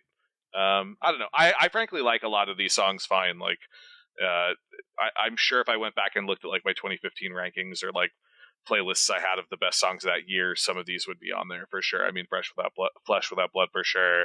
I don't know if it would have been Sticky Drama, but something from that Oneohtrix Point Never album, absolutely. Black Star, absolutely. DIIV, absolutely. So, I don't know. There's enough on here that I quite liked, but... Yeah. Boo, your picks for best, worst, and most 2015. Best, I literally, like RX Nephew, I walked in this bitch talking about Sticky Drama. As long as there are days in the week and the sun will shine, I will listen to Garden of Delete. It's got to be Sticky Drama, just with impunity for me. Worst, I don't know. Nothing like really like pissed me off. Like Frankie Cosmos pissed me off, but like it's literally fine. Like, I just don't like. I just shrivel up when I hear the name, I guess. Yeah, we'll give it to Frankie. Better luck next time, champ. If we had not already kind of gone on the the Red Bull music tear concerning Adult Swim singles, I would have brought it up, as I believe the Lavishments of Light Looking is the most 2015 song on this list, just in the circumstances in which we are able or were able to listen to it. Totally. Just could not be reinvented by anybody at the top of the board. Yeah, also, the economics of it have to matter. Yes. For sure. Also, Flying Lotus releasing something that isn't bad. Very 2015. I can't believe it's the halcyon days of our youth. Yeah, that's pretty much it for me. Yeah. I'll go ahead and go with my picks. Best song this week, it's Black Star by David Bowie. Pretty close between that and like WTF and Flesh Without Blood, but again, blew my mind in 2015. Still blows my mind today. Absolutely fantastic. 10 out of 10 track. Love it to death. Worst this week, it's tough because I think going into this episode, I think I was ready to say Ch-Ching, but the fact that I can remember Ch-Ching is definitely giving it a lot of points. So I think worst of the week for me, it's not going to be Young. I'm going to say it's probably going to be Downtown Magical Cloudz. I think just by virtue of being the most boring.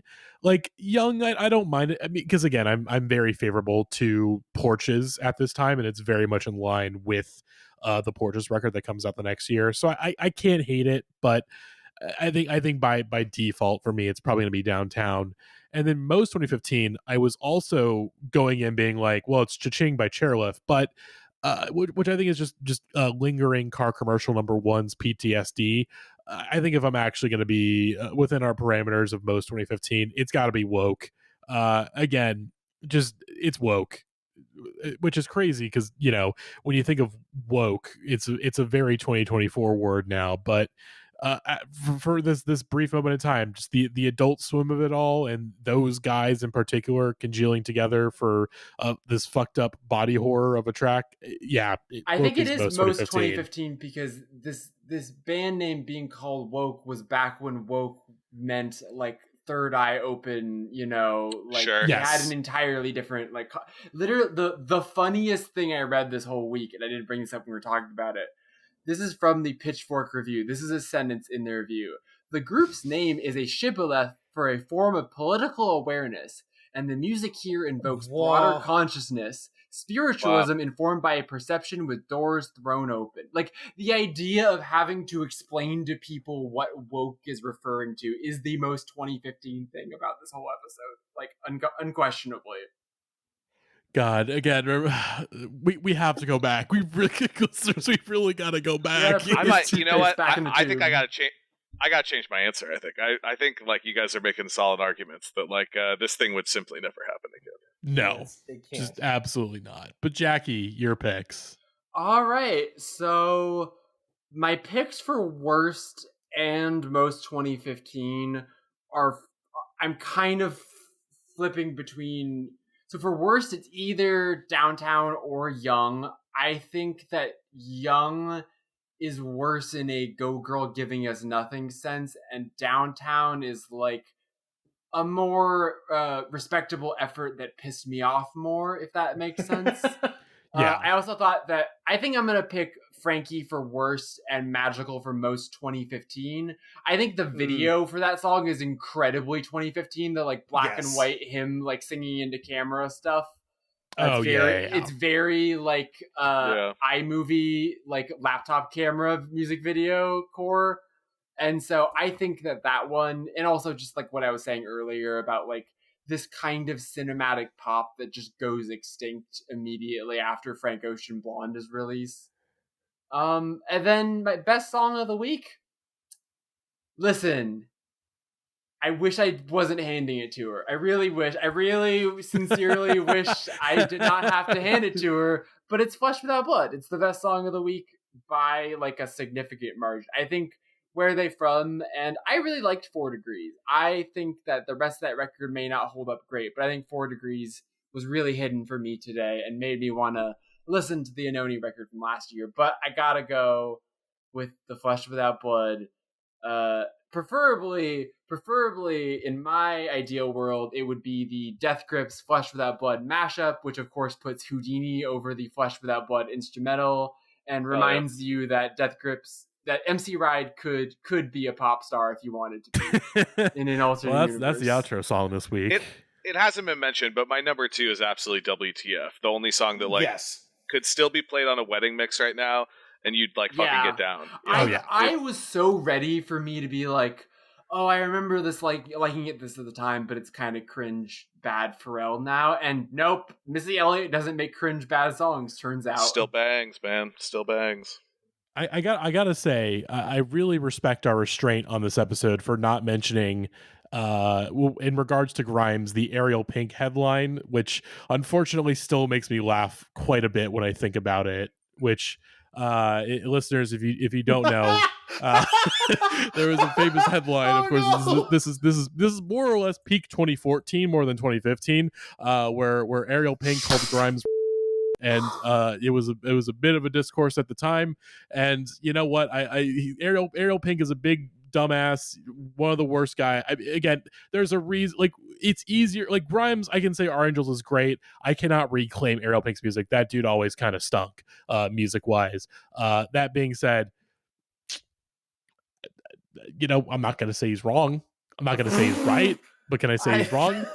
I think we have an opportunity to sort of correct the story. Matty, I'm hitting the eject button on this episode. Thank you for listening. Please tune in next week. Thank you all. Seriously, let's actually wrap up the season proper, because this is gonna be the last episode for a lot of folks. Of course, we have 2 more bonus episodes planned. We have a 2015 cuts episode coming out next week on patreon.com/indieheadspodcast, and of course we have in the new year we'll have Jackie's Shoulda Beens to kind of give a nice little bow on season 2 proper. And whereas season 3 of Best New Pod, no fucking idea. I think it's I will say, probably not going to be as long of a gap. Yes. I will not guarantee next year. Cannot guarantee that for certain, but it's definitely going to be it's not going to be the 2+ year gap between season 1 and season 2. I think we're really itching to get into those 2016 through 2019 songs that we have selected. And please subscribe to our Patreon so you can hear these bonus episodes we're about to do, because I picked my own should have been best new tracks for every year of the decade, because I never get to speak or share my opinions on this podcast. That's been a real feature of Best New Pod the whole time, is the lack of me saying things. So one of our recurring bits is silencing Jackie. We really love to silence women, but especially Jackie on this podcast. And that's going to be a heater too, because we've got Devin coming on for that one. So it's like 2 Jackies teaming up on the rest of you. It's going to be great. God damn. But seriously, thank you all for a great season. Thank you, Jackie. Thank you, Rose. Again, great co-hosts on this journey. I had a shit ton of fun. Again, season 1 was a fascinating experiment. This was like, okay, we really got to go down memory lane and really, again, dive into some stuff that I've been dying to get back to as this podcast has devolved into bullshit. Of course, thank you to all of our guests, but especially our guest on this episode. Thank you, CJ. Thank you, boocanan, for hopping on this episode. CJ, anything you want to plug? Of course, merry-go-round, obviously merry-go-round-magazine.com, patreon.com/merry-go-round magazine. Those are the 2 plugs for sure. But if there's anything else besides that, make the I'm making the pitch, but make the pitch for our listeners. Yeah, sure. When's this out? Is this out? This is gonna be out after Black Friday, which is unfortunate, because of course you guys are doing a sale there for the Crew Necks. If you listen to it the day it's released, I think it's still going on. But yeah, please feel free to join our Patreon. Lots of cool stuff. Both Matty and Jackie have had writing up on the site in the past. Possibly, I don't know, Jackie normally does some kind of big year-end list. I don't know if she'll do that again. I do. I'm writing again. My fingers work. It's great. Fingers work. It's going to be great. So that's exciting. Please check that out. I'll have a big cover, top 50 covers of the year that I always put out, that is going to be out in probably 2 or 3 weeks. So check that out. Subscribe to, and also just follow us on stuff. I feel like people are always like, I don't have money. That's fine. Like, we'll take your likes, we'll take your shares, we'll take your eyeballs, all that stuff. And thank you guys. Always a fun time to be on the pod. Of course. And of course, great piece that went up recently from movie correspondent Kevin Cookman, who totally wrote an article about Joker 2 and nothing else. Definitely didn't write one of the most incisive sort of postmortems of the election this year. It's just about Joker 2 full to you. Didn't write about Biden, didn't write about Kamala Harris, didn't write about Trump, didn't write about any of those things. Simply wrote about the Todd Phillips film Joker 2. So you should definitely go read that. I think it's an extremely entertaining read. And yeah, you should get Kevin on one of these things. He'll spit some fire. We have not had him on since I think the year of the Snitch episode of Death Grips Discog Breakdown. So we got to get Kevin back. I assume there's some playlist coming up. Well, there's some movie thing. I will ask Kevin. Boocanan, what do you got to plug? Honestly, I'm just chilling. It's Alexis. It's my darling co-host Alexis on Hot Singles on the Expert Audio Network. has taken kind of a backseat as she podcasts with our mutual friend Kim about web novel series Unjust Depths, All Union Radio. You should go check that out. As for me, I pretty much do everything on the computer, everything on the internet a computer can do, but you can also pay me for it. You got me on Bandcamp, SoundCloud. I'm talking, I'm probably on Dropbox. I'm on VK. I'm on Fur Affinity. I'm on YouTube Music. But I'm probably going to be making a Patreon. That will probably be up by the time this goes up. Oh, yeah. The basic price structure is something cool I do every week for $4 a month. That's the soft launch. Because everybody always tells me, like, Boo, why aren't you getting paid for the stuff you're doing? So I'm like, all right, now is your chance to give me $4. And other place you can find Boo is on my album of the year list for Rat King Into Darkness somewhere. Somehow. Jackie! I mean, it'll be in my I'm biased like wing of my album of the year list, but that record rules. I really love it a lot. Thank you. Well, there we go. Thank you all, listeners, for joining us on this Best New Pod journey, and hopefully, for the real sickos, you stick with us as we sort of have the epilogues of the season. So, thank you for all for listening. We'll see you very, very soon. As of course, once we get with that bonus 2015 cuts, it's end of the year season. Pod Awards, Album of the Year cast. It's coming. It's coming soon. So stay tuned, listeners. We got more content on the way for y'all very, very soon. Bye-bye. Bye, guys.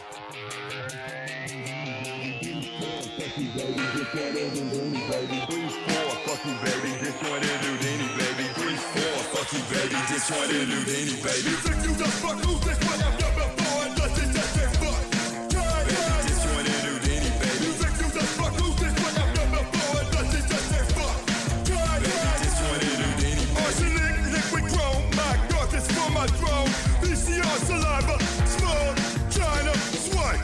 Alright, and face it.